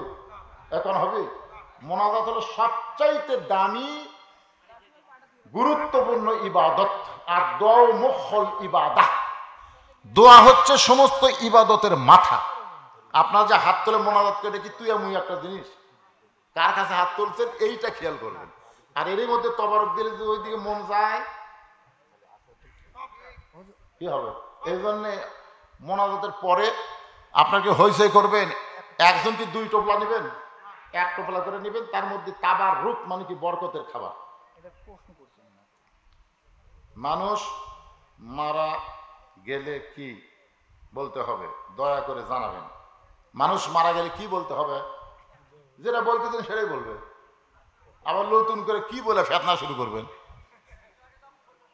না, আমি বললাম এটা কি শুধু মানুষ মরার আয়াত? এটাই এতক্ষণ ধরে আপনি কি বুঝলেন? এটা হলো বিপদ আপদ। এটা ডাইরেক্ট ইজা মানে কি, যখন আসাবাত হুম মুসিবা, তোমাদের উপরে বিপদ আপদ মুসিবত আসবে কলু, তখন তোমরা বলবে ইন্না লিল্লাহ। এখনো যদি আপনারা বলেন যে মানুষ মরে গেলে পড়া, মানুষ মরে গেলে কি বলবে? মানুষ মরে গেলে সবচাইতে খেয়াল করা লাগবে আমাকে মরা লাগবে। জোরে কথা বল, আমাকে মরা লাগবে। হ্যাঁ, মরে গেলে কি পড়া লাগবে? যেটা পড়তেছেন তার অর্থ জানেন? ইন্না লিল্লাহি ওয়া ইন্না ইলাইহি রাজিউন। কার কাছ থেকে আমরা এসেছি, আবার যাবো কার কাছে? কেমনে যাব? যখন এসেছি আমাদের কোনো পাপ আছে? যখন মায়ের পেট থেকে দুনিয়ার উদরে আসলাম, আপনারা বলেন তো আমাদের কোনো পাপ আছে? কোনো পাপ ছিল? তাহলে দুনিয়া থেকে যখন কবরের উদরে যাব, আমাদের যেন কোনো পাপ না থাকে। সমস্ত পাপকে মাপ নিয়ে আল্লাহ যেন আমাদের মৃত্যু দেয়। সবাই বলে আমিন। ইন্না লিল্লাহি ওয়া ইন্না ইলাইহি রাজিউন। এখানে অনেকে দান করতেছেন, আর দানের কথা বলার দরকার নেই। খাসি জালালউদ্দিন সভাপতি অত্র মাহফিল, উনি একটা খাসি দান করছে। আজকেই করছে দান? আচ্ছা আচ্ছা, দান করে দিছে আর কি, সেটা পাকও হয়ে গেছে মাশাআল্লাহ। সভাপতি সাহেব স্ত্রী মারা গেল, উনি উনি অনেক দেখলাম না, আসেন এখানে। ও, চান্স থাকলে আবার বিয়ে করবেন, অসুবিধা নেই না, যদি চান্স থাকে। আর যদি না থাকে করবেন না, ধৈর্য ধারণ করবেন। একাব্বর সূর্যপুর থেকে উনি 500 টাকা দান করছে, আল্লাহ দান কবুল করেন।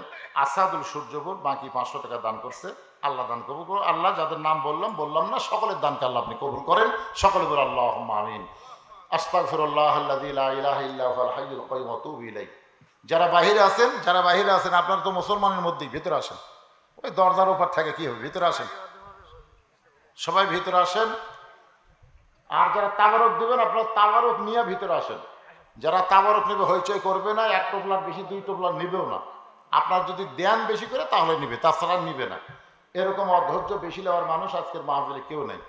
তার মধ্যে আমাদের আল্লাহর একজন বান্দি দুনিয়া থেকে বিদায় নিয়েছে, আমাদের যাওয়া লাগবে খামাখা। কিসের দুনিয়া?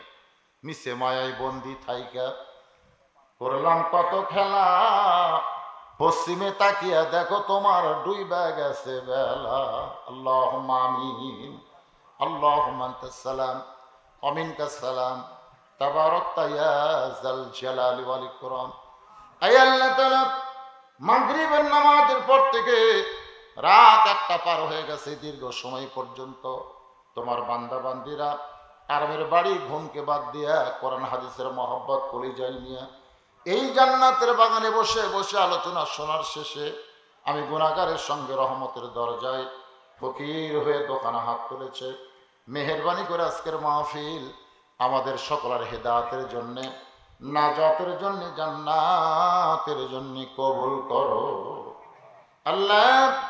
এই মাহফিলের শুরু থেকে শেষ পর্যন্ত যত আলোচনা হয়েছে, ত্রুটি বিচ্যুতি ভুল হয়ে গেলে মাফ করে হাদিয়া মঞ্জুর করো।